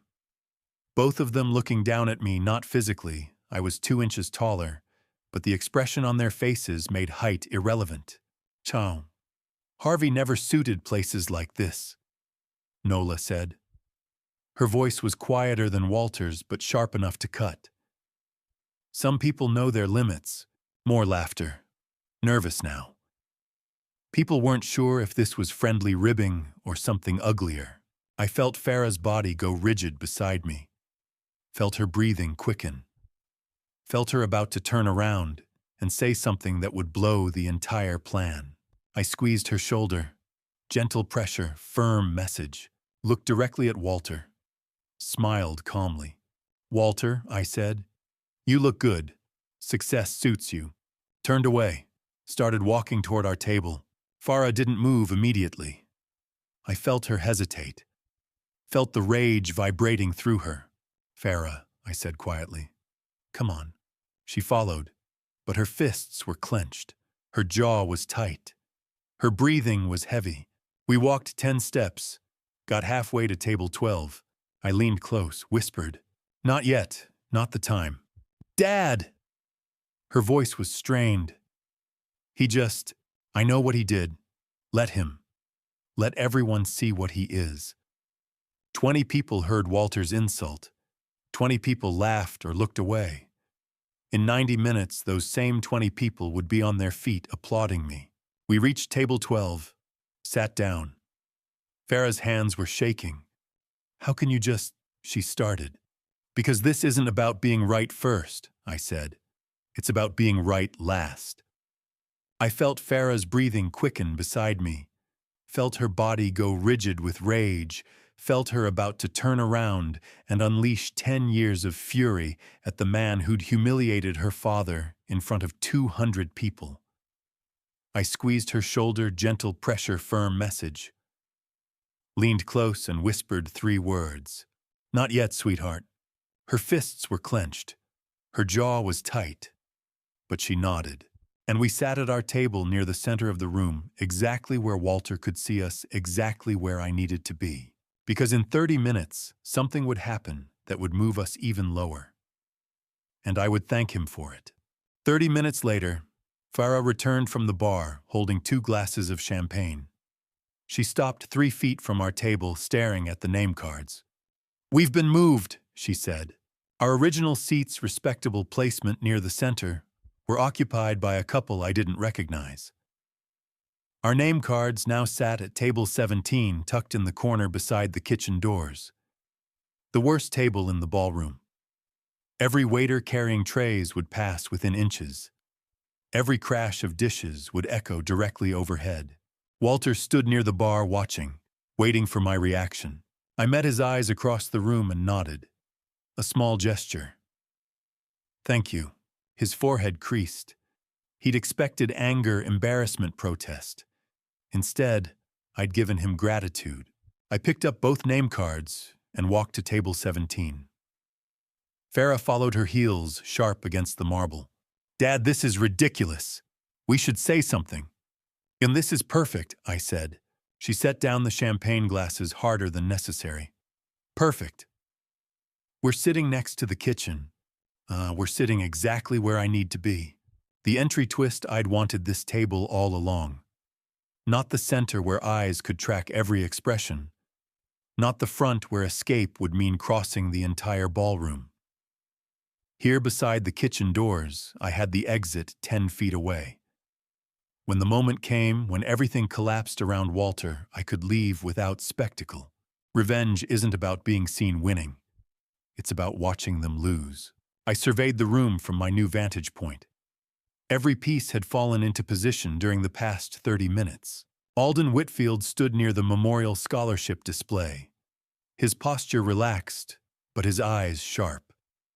He'd arrived 20 minutes ago, shaken my hand without words. Just pressure. Acknowledgement.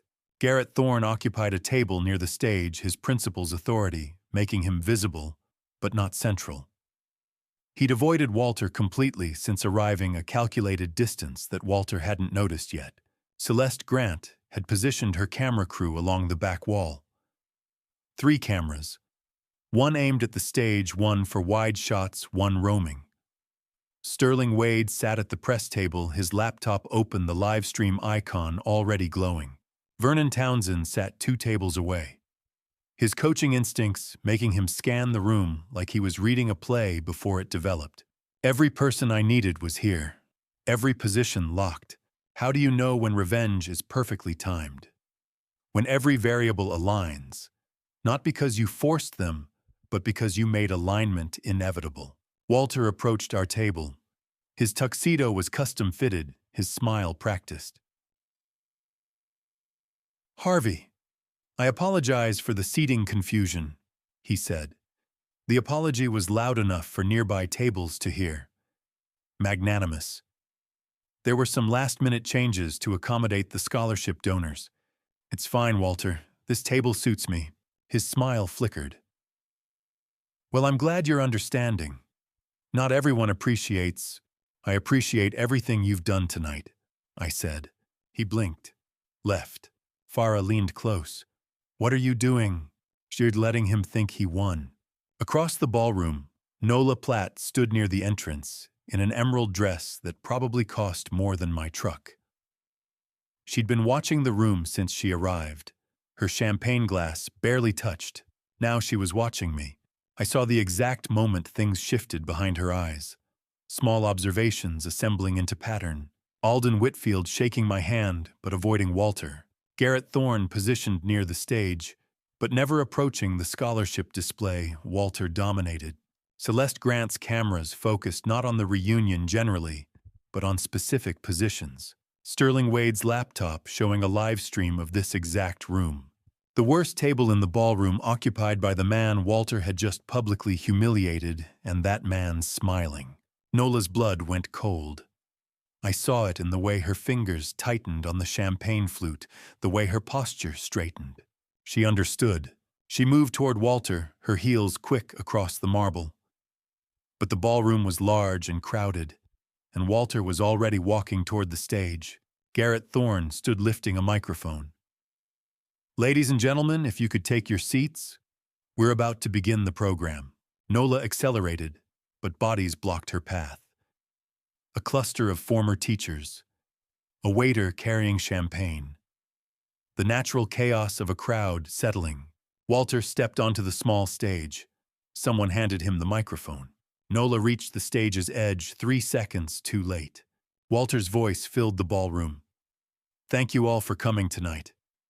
It's been far too long since we've gathered like this, and I'm honored to share something very special with you." Nola tried to catch his eye, but Walter was looking at the crowd, at the cameras, at his moment.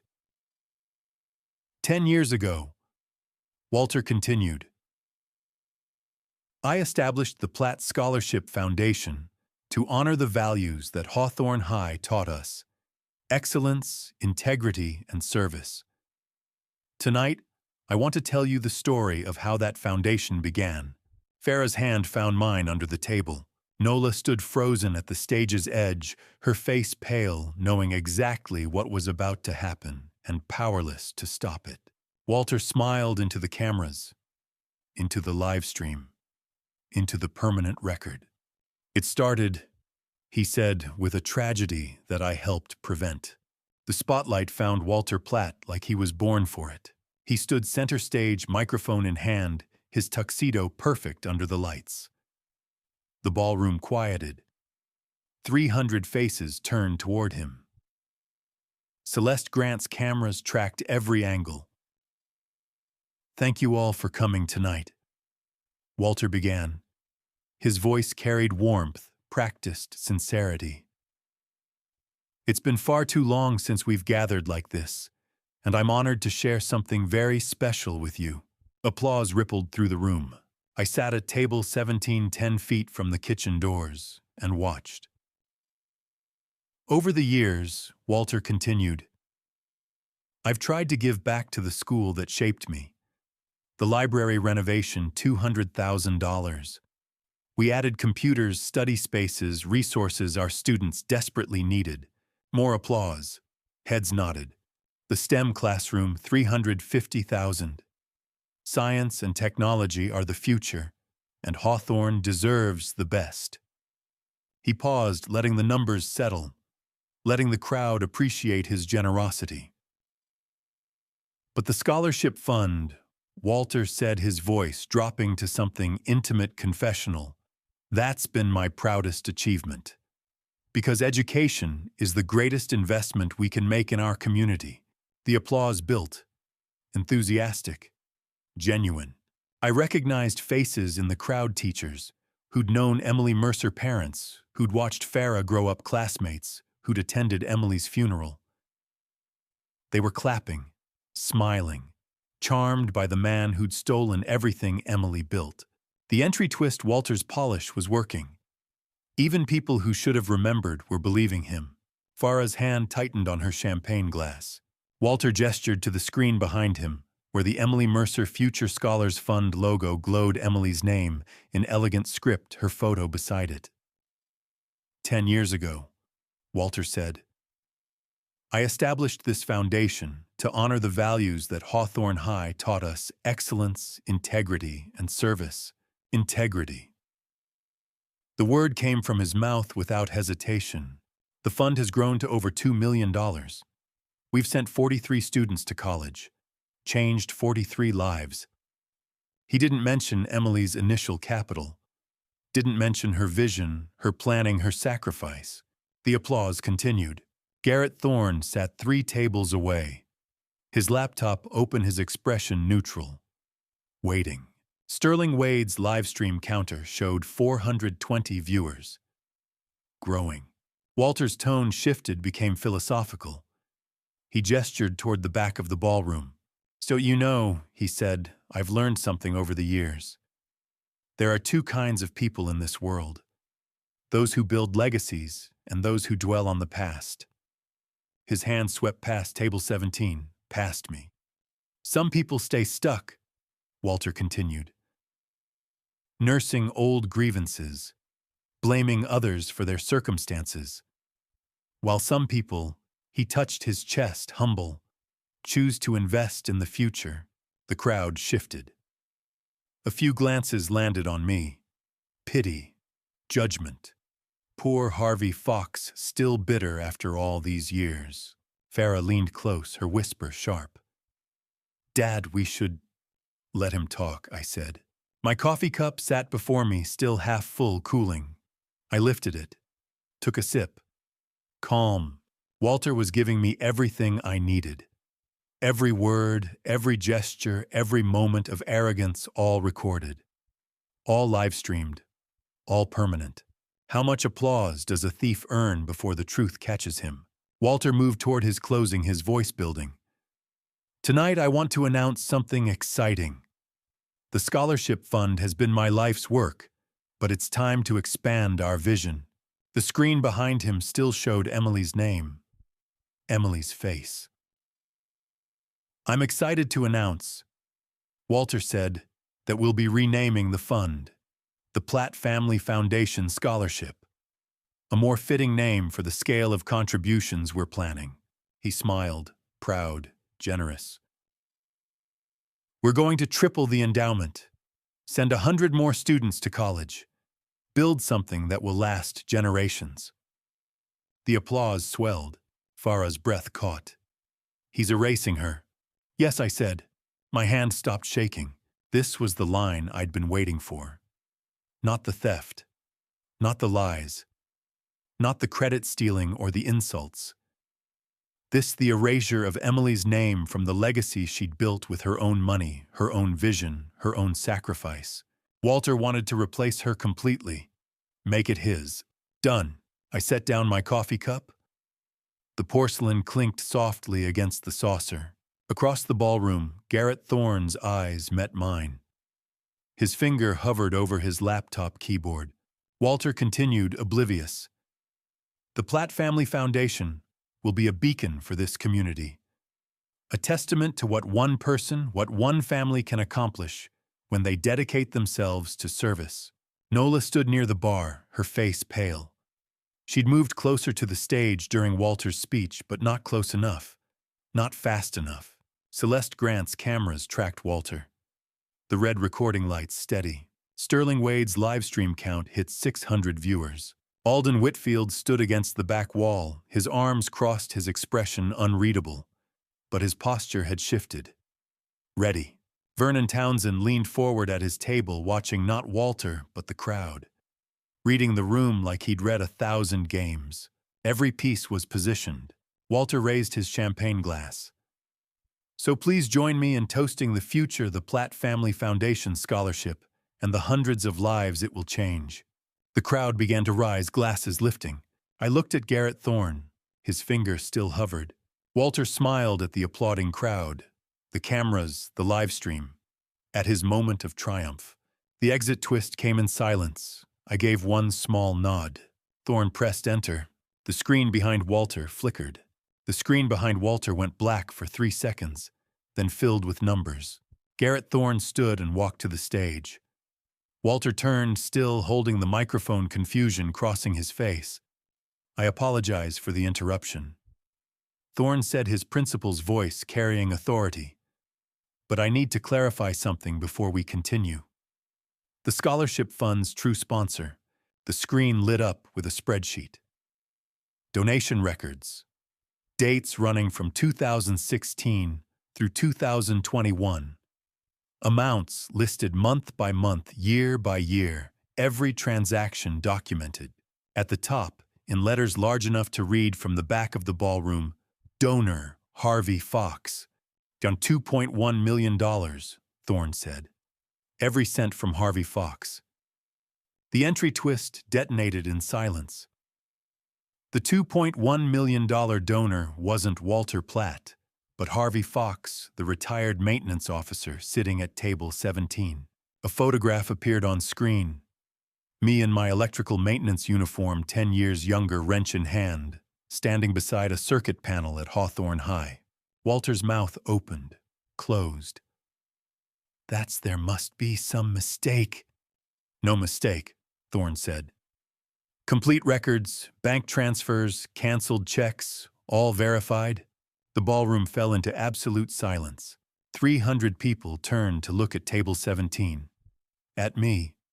At the man Walter had mocked 30 minutes ago for being stuck in the past. Someone whispered,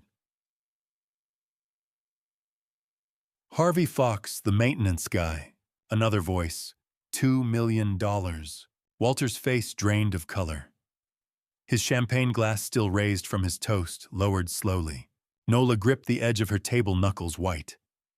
Her emerald dress suddenly looked too bright, too visible. Farah stared at the screen, at the 9-year giving history displayed line by line. Her hand covered her mouth. "Dad," she whispered. Tears started. 2 million. "You never said." I'd told her about the scholarship, never mentioned the amount, Never explained what it cost the second mortgage the weekend shifts the truck I drove for 15 years instead of replacing. She was crying now, really crying, her shoulders shaking. The screen changed. More documents appeared. Detailed breakdowns. Monthly contributions ranging from $10,000 to $50,000. Every payment logged. Every sacrifice recorded. Someone near the front said, "He gave everything." Walter found his voice. I don't know where these numbers came from, but to school district records, Thorne said. Authenticated by 3 independent auditors. Nola leaned toward Walter, her urgent whisper carrying in the silent room. "We need to leave. Now." But Walter didn't move. Couldn't move. His world was collapsing in real time on camera, live-streamed to hundreds of viewers. How long does truth stay buried before it claws its way back to light? 9 years. That's how long. Celeste Grant's cameras captured every angle. Sterling Wade's live-stream counter hit 900 viewers. Growing fast. The screen went black again. When it lit up, financial documents filled the display. Contract records, invoice receipts, tender approval forms. Thorne's voice stayed level professional. Contract fraud, $847,000. Falsified electrical maintenance invoices submitted between 2010 and 2012. The documents scrolled, each one showing Walter's shell company, each one showing inflated costs, each one showing signatures that didn't match the authorization forms. These invoices, Thorne continued, were approved through a coordinated scheme involving forged signatures and backdated tender documents. Walter's world collapsed in high definition. His hand shot toward his table, toward Roland Kemp, his attorney who sat rigid with a briefcase across his lap. "Tell them this is fabricated," Walter said, desperate. "Tell them." Roland Kemp, 62 years old with silver hair and 3 decades of corporate law experience, shook his head slowly. "I can't. These are certified records." The screen changed again. Emails appeared. Subject lines. Message threads. Coordination between accounts. One name appeared repeatedly in the sender field, highlighted in yellow. Nola Platt. The exit twist landed like a second bomb. Nola's supporting emails, her complicity in the scheme exposed, alongside Walter's fraud. Tender manipulation. Thorne read from the screen. Quote, "We need to split the invoices across 3 months to avoid triggering the review threshold." Nola's face went sheet white. Another email appeared. Quote, "Walter's company submits Thursday. Make sure Henderson signs before he sees the competing bids." The room made a sound, collective breath, collective understanding. Walter grabbed for the microphone stand to steady himself. Someone's chair scraped. A glass clinked. A woman near the front covered her mouth. "The embezzlement funded personal accounts," Thorne said. "Country club memberships, luxury vehicles, the renovation of their home on Maple Ridge Drive." More documents scrolled. Bank statements, transfer records, expenditures. Every dollar traced, every lie documented. I stood from table 17. My chair scraped loud in the silence. Farah looked up, tears still streaming. I walked slowly toward the stage, past tables full of former classmates, past teachers who'd known me for 40 years, past faces showing shock, understanding, shame. Celeste Grant's cameras tracked my movement. Walter saw me coming. His breathing quickened, amplified by the microphone still clutched in his hand. Nola whispered something urgent, but Walter didn't respond. The screen behind him continued scrolling. More emails, more invoices, more proof. Vernon Townsend sat forward at his table, watching like this was the final play of a championship game. Alden Whitfield remained against the back wall, arms still crossed, expression unreadable. Sterling Wade's live stream count passed 1,200. I reached the center of the ballroom. Stopped. 30 feet of expensive carpet between me and the stage. The room stayed silent long enough to hear Farah crying at table 17, to hear Celeste's camera motors whirring, to hear Walter's breathing amplified by the microphone he still held. I looked straight at him across that distance. 9 years of silence. 9 years of waiting. 9 years of patience. Done. A chair scraped in the far corner, and Ethan Whitfield stood. 27 years old now. Cardiologist. Tall like his father with his mother's precise features. He wore a gray suit that fit the professional he'd become. The ballroom stayed silent as he walked toward the center of the room. Toward me. "I've tried to contact you for 10 years to say this publicly," Ethan said. His voice carried without amplification. Clear. Strong. I met his eyes across the distance. "I know. I told you it wasn't the right time." The entry twist landed quietly. Harvey had orchestrated even this testimony, telling Ethan to wait, timing it for maximum impact. Ethan turned to face the crowd. "The man you laughed at tonight is the reason I'm still standing here." Silence. In 2012, I was 17 months old. There was an electrical fire at Hawthorne High caused by faulty wiring that had been replaced 6 months earlier as part of a maintenance contract. He didn't look at Walter. Didn't need to. Harvey Fox pulled me out of that building. The doctors said he should have died from the shock. His hands were burned so badly they weren't sure he'd regain full use of them. Ethan's voice stayed level factual. He spent 4 months in physical therapy. Lost his position as head electrical officer because he couldn't hold tools properly for a year. Someone near the front whispered, "I didn't know." He never told anyone, Ethan said. Never asked for recognition. Never filed for compensation. Just went back to work when his hands healed. Farah was crying harder now. She'd known about the fire. Never knew about the burns, the therapy, the demotion.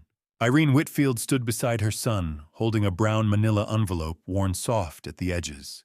10 years of careful storage. She opened it slowly, pulled out papers, a photograph.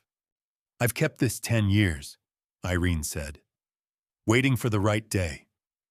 She showed the contents to the guests at the nearest table. A handwritten letter on hospital stationery dated March 2012. A photograph of me with both hands bandaged cradling an infant. Medical records documenting the rescue. The papers passed from table to table. Evidence becoming proof, becoming truth. Alden Whitfield stood near the back wall. "That's my nephew," he said to the guests around him. Harvey saved him. A woman at table 12 stared at the photograph. "Harvey Fox did this, the maintenance officer. Head electrical officer," someone corrected quietly. Before the fire, the photograph reached table 5. A man I didn't recognize studied it, then looked at me with something like shame. "Truth doesn't need volume, just time." Ethan walked closer. "I became a doctor because of what you did. Because you showed me what responsibility looks like." He extended his hand. I took it. His grip was firm, steady. The hand of someone who saves lives now because someone once saved his. "Thank you," he said. Applause started. Scattered at first. A few people at the back tables, then more. Building. Garrett Thorne stood at the stage's edge holding the microphone. He extended it toward me. I walked to the stage, each step deliberate. The applause grew louder. I took the microphone. The room quieted, waiting. "I came tonight," I said, "because a child nearly died from someone else's greed." My voice carried across the ballroom. 9 years of silence ending in 40 words. Neither person took responsibility then. Today they have. I looked past the crowd to table 17. To Farah, still crying, still processing everything she'd learned tonight. Emily Fox taught 2nd grade in this district for 20 years.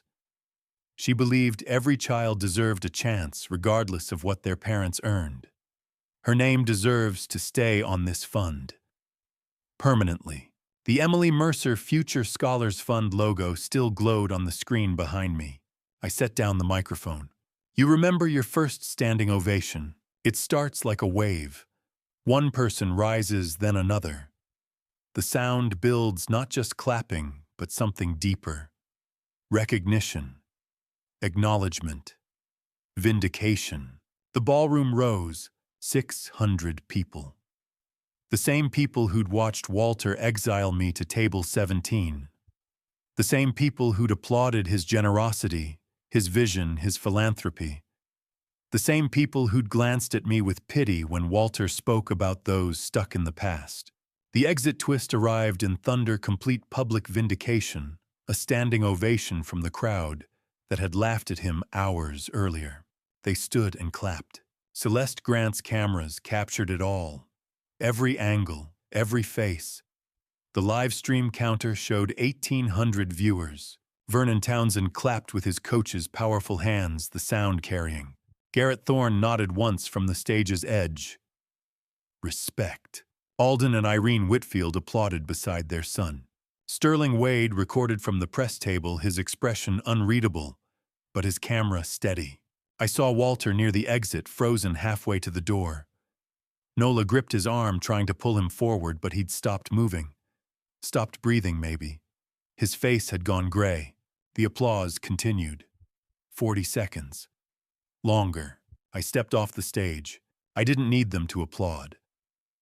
I'd waited 9 years without their validation, built a legacy they'd never known existed, funded 43 futures while they'd praised a thief.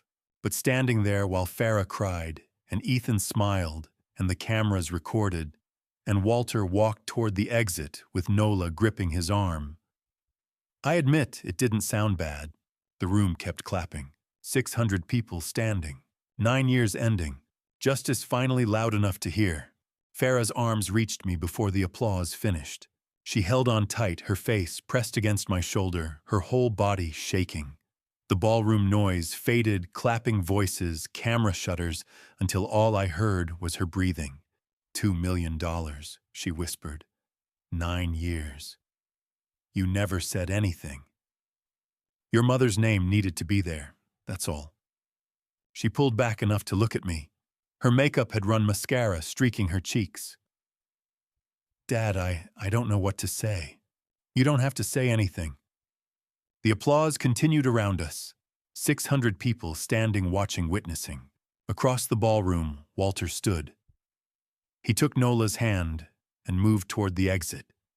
His steps, quick, purposeful. Most guests were still focused on me, on Farah, on the moment.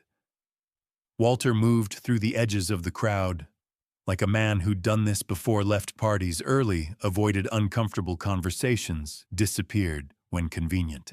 Not tonight.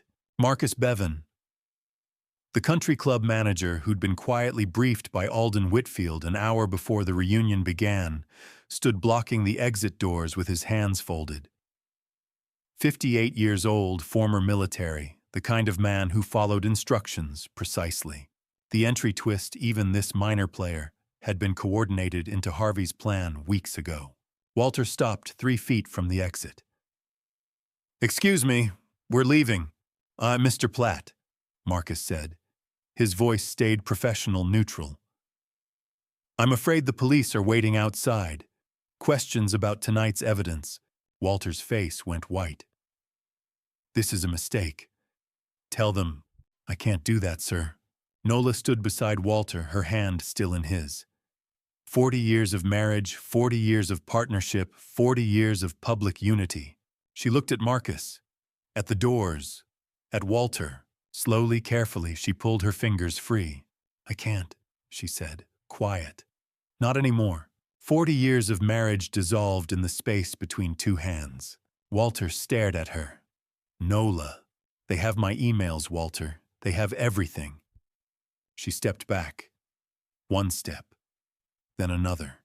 Walter turned to Marcus. "I want to speak to my attorney." "He's outside with the officers," Marcus said. Roland Kemp arrived 10 minutes ago. Everything had been anticipated, every move planned. Marcus opened the doors. 2 Richardson police officers stood in the hallway, their uniforms pressed, their expressions professional. Behind them, Roland Kemp held his briefcase like a shield. Walter walked through the doors. They closed behind him with a soft click. Nola stood alone in the ballroom, her emerald dress suddenly looking too bright, her champagne glass forgotten on a nearby table. Someone she'd known for 40 years approached, offered something, maybe comfort, maybe distance, but Nola shook her head and walked to a corner table alone. Farah watched from beside me. "Is it over?" "The important part," I said. The reunion continued for another hour.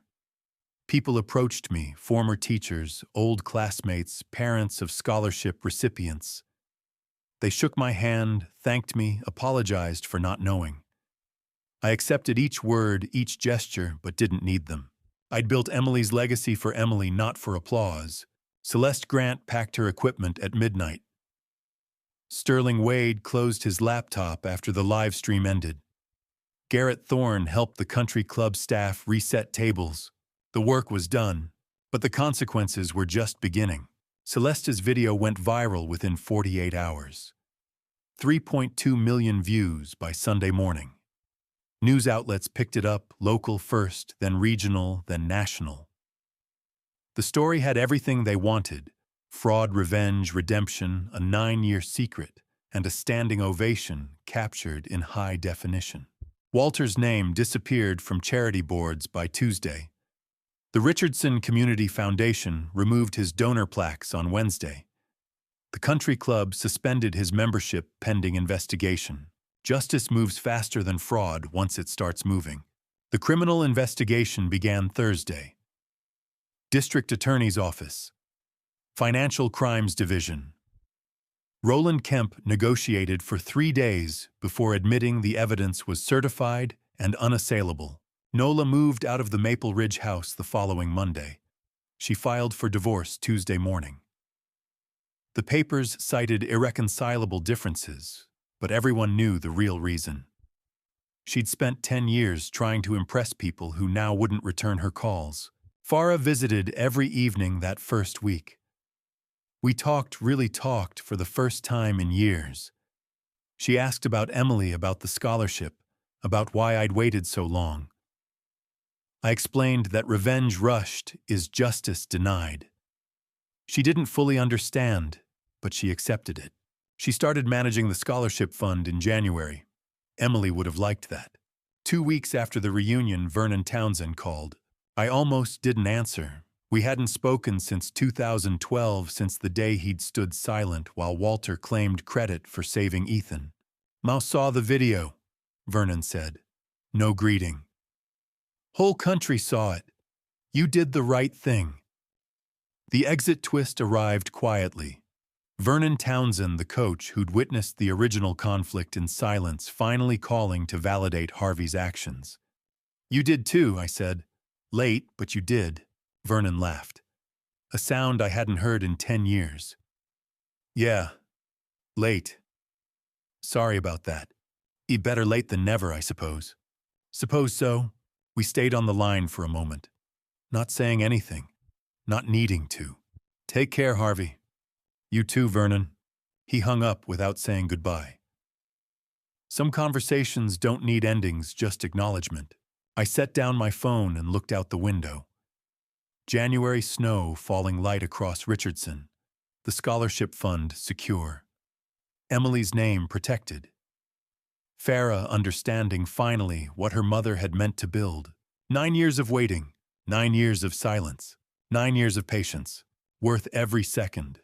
The knock came at 7 in the morning, soft enough I almost missed it.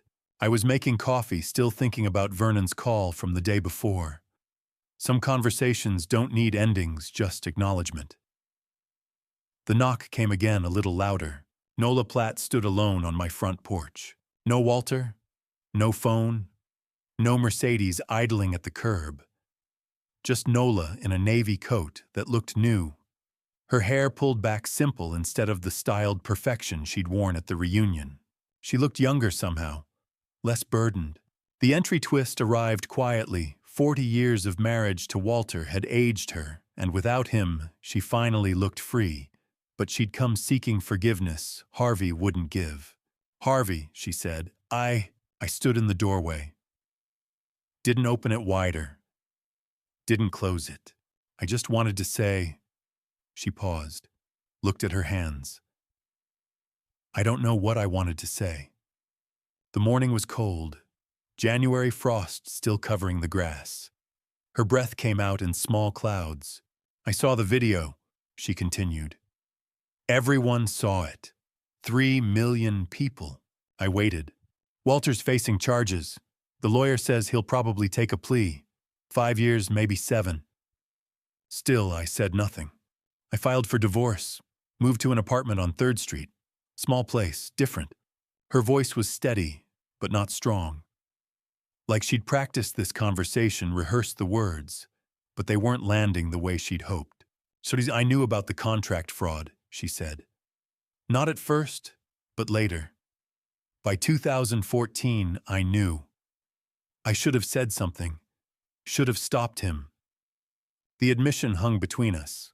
I came to apologize, Nola said. For the fraud, for the lies, for... She gestured vaguely. Everything. I said her name once. Nola. She looked up. I heard you. Now you need to go home. Her face changed. Not anger, not surprise. Just acceptance. She nodded without speaking and turned away from the door. Walked to her car, parked at the curb, a Honda sedan, not the Mercedes she'd driven for 20 years. The car started with a quiet hum. I stood in the doorway watching until her car disappeared around the corner. Then I closed the door quietly. No satisfaction. No anger. Just the simple completion of a transaction that had ended the moment Walter tried to erase Emily's name from the scholarship fund she'd envisioned. Some apologies arrived too late to mean anything. Farah emerged from the kitchen, coffee cup in hand. Dad, who was that? Nola. What did she want? To apologize, I think. Farah looked at the closed door. Did you accept it? No. She nodded slowly, understanding. Good. What does forgiveness cost when it comes 40 years too late? More than Nola had to offer, more than I had to give. She came alone. That's the only thing that changed. 1 month after the reunion, I made my first public appearance as the acknowledged sponsor of the Emily Mercer Future Scholars Fund, Hawthorne High School Auditorium. 200 people in attendance. Farah stood beside me on the small stage, her hand resting lightly on my arm. Garrett Thorne addressed the crowd from the podium. This scholarship represents more than financial assistance. It represents one man's dedication to education, to opportunity, to legacy. He gestured toward me. Mr. Harvey Fox, whose generosity over 9 years has made this fund possible. Applause filled the auditorium. Polite. Appreciative. I didn't need it, but I accepted it. Thorne called the recipients forward one by one. 8 students this year. 8 futures funded by 9 years of sacrifice. Maya Carlisle, 16 years old with her father's work-worn hands and her mother's careful hope, stood on stage holding the Emily Mercer Future Scholars Fund certificate like it might disappear if she let go. She wore a dress that had been hemmed recently. I could see the careful stitching at the bottom. Her shoes were practical, not fashionable. Her parents sat in the 3rd row holding hands, watching their daughter with expressions I recognized. Pride mixed with relief, mixed with gratitude. Thorne handed her the microphone. A few words, Maya. She looked at me, at Farah, at the certificate in her hands. Thank you, sir, she said. Her voice shook slightly. This changes everything for my family. Legacy is a bridge you build for strangers to cross. I'd slept without heating for 9 winters to save money for the scholarship fund. Driven the same truck for 15 years. Worked double shifts and weekend maintenance calls. Lived small so students like Maya could live larger. She didn't know any of that. Didn't know about the burns on my hands from saving Ethan. Didn't know about Walter's fraud or Nola's complicity. Didn't know about the reunion or the standing ovation or the 3 million people who'd watched my vindication online. She knew only that someone named Emily Mercer had believed in education. and someone named Harvey Fox had funded that belief. The exit twist arrived in silence. The scholarship recipient didn't know Harvey's sacrifice behind her award, and Harvey realized that ignorance was exactly right. True legacy lives in opportunity given, not recognition received. That's exactly as it should be. Maya stepped down from the stage certificate clutched in both hands and walked back to her parents. They stood to embrace her. All three crying. Farah leaned close. Mom would be proud. I nodded. Emily had wanted this. Not the drama, not the revenge, not the exposure of Walter's theft. Just this. A working-class girl holding a certificate that represented 4 years of college, a future she couldn't have afforded, otherwise an opportunity built on sacrifice she'd never fully understand. The ceremony ended 30 minutes later. Parents shook my hand. Students thanked me. Teachers who'd known me for 40 years said they'd never known about the scholarship fund's true sponsor. I accepted their words without needing them. The girl held her certificate with both hands, smiling at her parents in the third row, completely unaware of the story behind the fund that would change her life. Farah squeezed my arm and whispered that Emily would be proud. I nodded, watching Maya Carlisle walk off the stage toward her future. That moment, watching Maya walk toward her future, certificate in hand, eyes bright with something she didn't yet have words for, was the proof I'd needed all along. Not proof of Walter's guilt. I'd had that for years. Proof that patience, real patience, the kind that costs you something every single morning, was worth every quiet year I'd spent building toward this night. But it had started differently. Long before the applause. Long before the cameras. On the night of the reunion itself, driving home through dark Texas roads with my daughter beside me, and 10 years of weight finally lifted from my chest. The old Ford's engine was the only sound for the first 10 miles. Farah sat in the passenger seat, her evening gown rustling softly when she shifted position. The country club's lights had already disappeared behind us, swallowed by the flat Texas dark, the way that place had swallowed so many things over the years, reputations, truths, a good woman's name carved off a wall like it had never belonged there. I didn't look back. I already knew what was gone. She'd been silent since we left. Since the applause faded. Since Walter walked out with police waiting. I let the silence sit. Comfortable. Earned. The kind of silence that only exists between two people who have been carrying the same weight from opposite ends without knowing it. 10 miles became 15. The highway stretched empty ahead, occasional streetlights marking distance like quiet sentinels.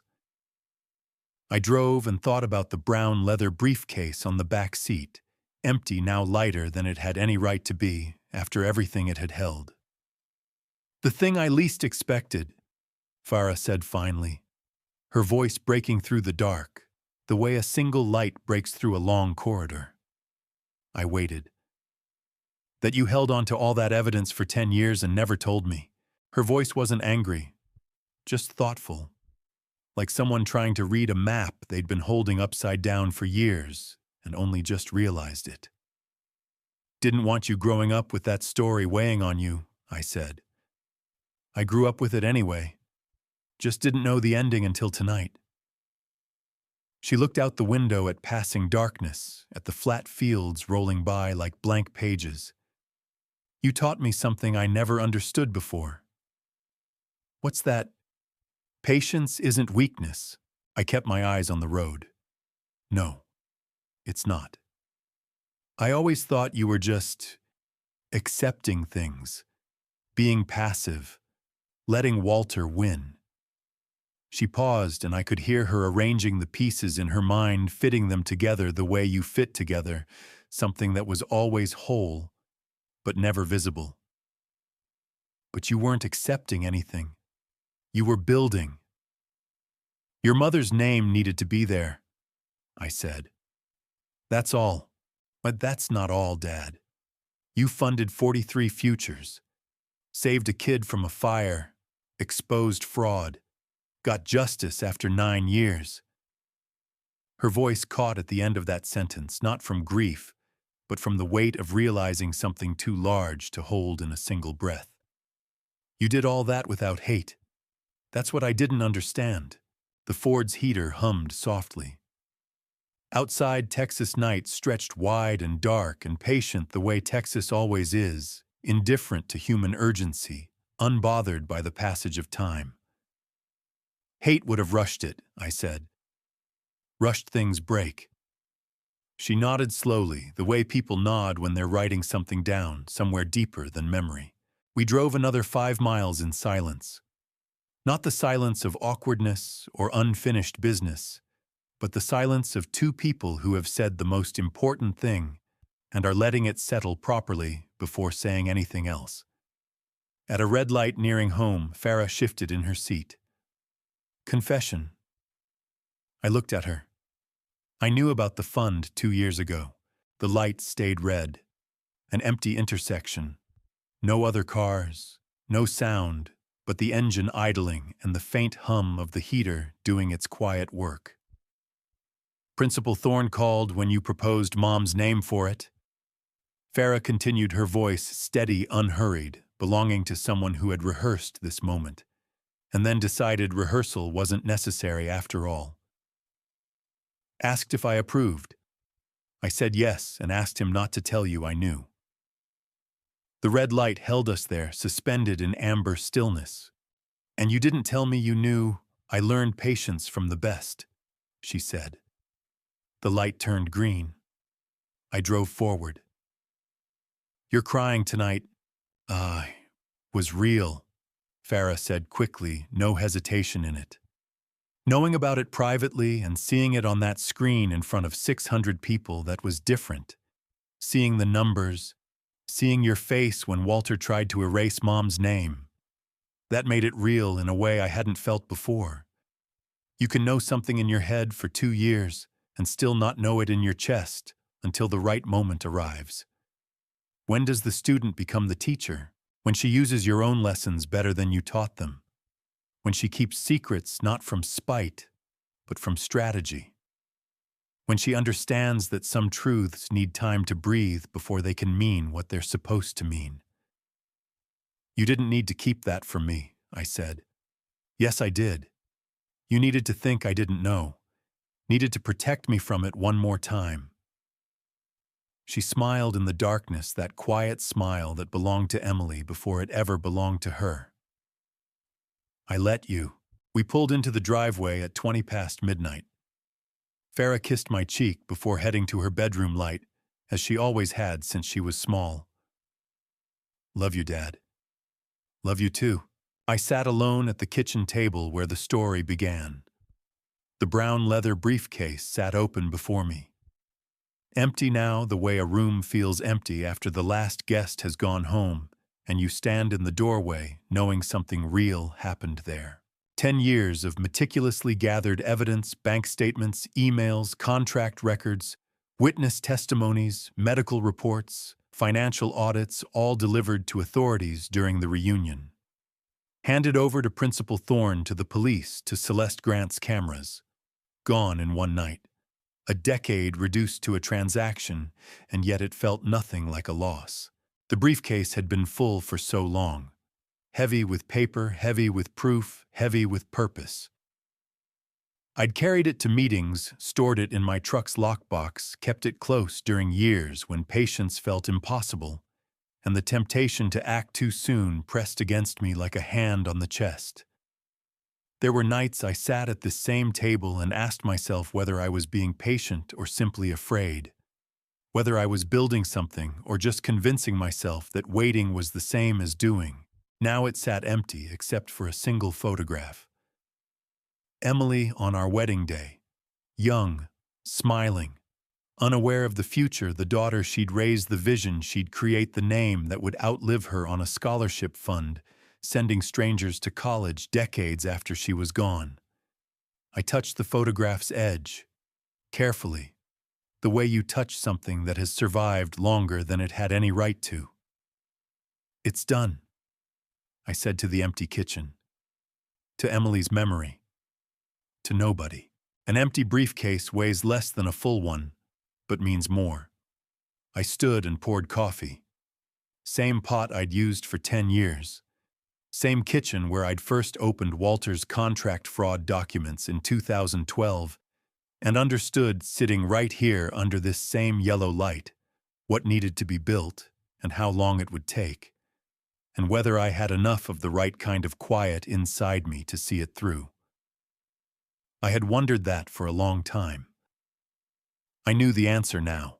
Through the window, the Texas sky began its slow shift, from black to navy to gray. Dawn assembling itself the way it always did out here, without drama, without announcement, simply arriving because it was time. Somewhere across Richardson, Walter sat in a holding cell or his attorney's office facing charges he couldn't deny, every carefully constructed lie, now dismantled in front of witnesses and cameras and the record.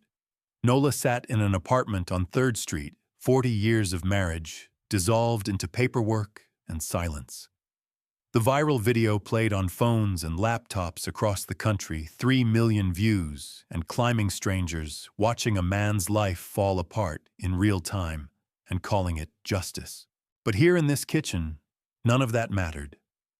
Maya Carlisle held her scholarship certificate. Ethan Whitfield practiced medicine in a clinic he'd earned the right to work in. 43 students attended colleges they couldn't have afforded, otherwise living futures that existed because one woman had a vision and one man had refused to let that vision be buried. Emily's name lived on the way she had always deserved, not in whispers or in grief, but in forward motion. That was enough. More than enough. I closed the briefcase with the same soft click it made when I first opened it 10 years ago in this same kitchen.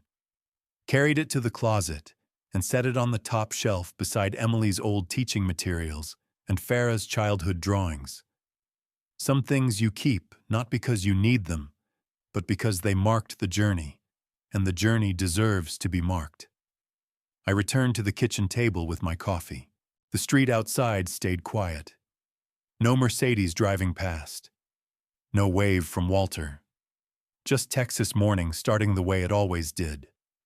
Slow, patient, inevitable, unbothered by what any single person had done or failed to do. I drank my coffee and watched the day begin. It tasted exactly the same as it always had. That was the thing about mornings. They didn't celebrate. They didn't mourn. They simply arrived, and you were either ready for them or you weren't. I was ready. And to you listening to my story, remember, this revenge isn't about hate. It's about patience. Looking back over those 9 years, I made mistakes. I could have confronted Walter in 2012, demanded immediate justice. But I would have lost. Don't make my mistake of thinking the fastest route is always right.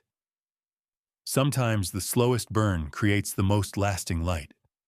I learned that patience isn't passive, it's the most active form of strategy. The lesson I want to pass down through these grandpa stories is simple truth. Doesn't need volume, just time. When someone steals from you credit, money, legacy, the immediate response is rage. But rage burns out fast and leaves nothing but ash. I believe God gave me those 9 years to build something permanent. Not just revenge, but restoration. Emily's scholarship fund now bears her name forever. 43 students got their education. Walter faces the justice he earned. That's what makes this family story worth telling, not the anger, but what the anger became when I gave it time to transform. If you've stayed with me this far, I'd love to hear your thoughts. Have you ever had to choose between quick revenge and patient justice? Drop a comment below. Share this family story with someone who needs to hear it. And if you want more grandpa stories like this one, stories about dignity, patience, and getting it right, please subscribe to Dad's Revenge Stories. Your support means everything. Thank you for staying until the very end. These grandpa stories are my way of passing down what I've learned.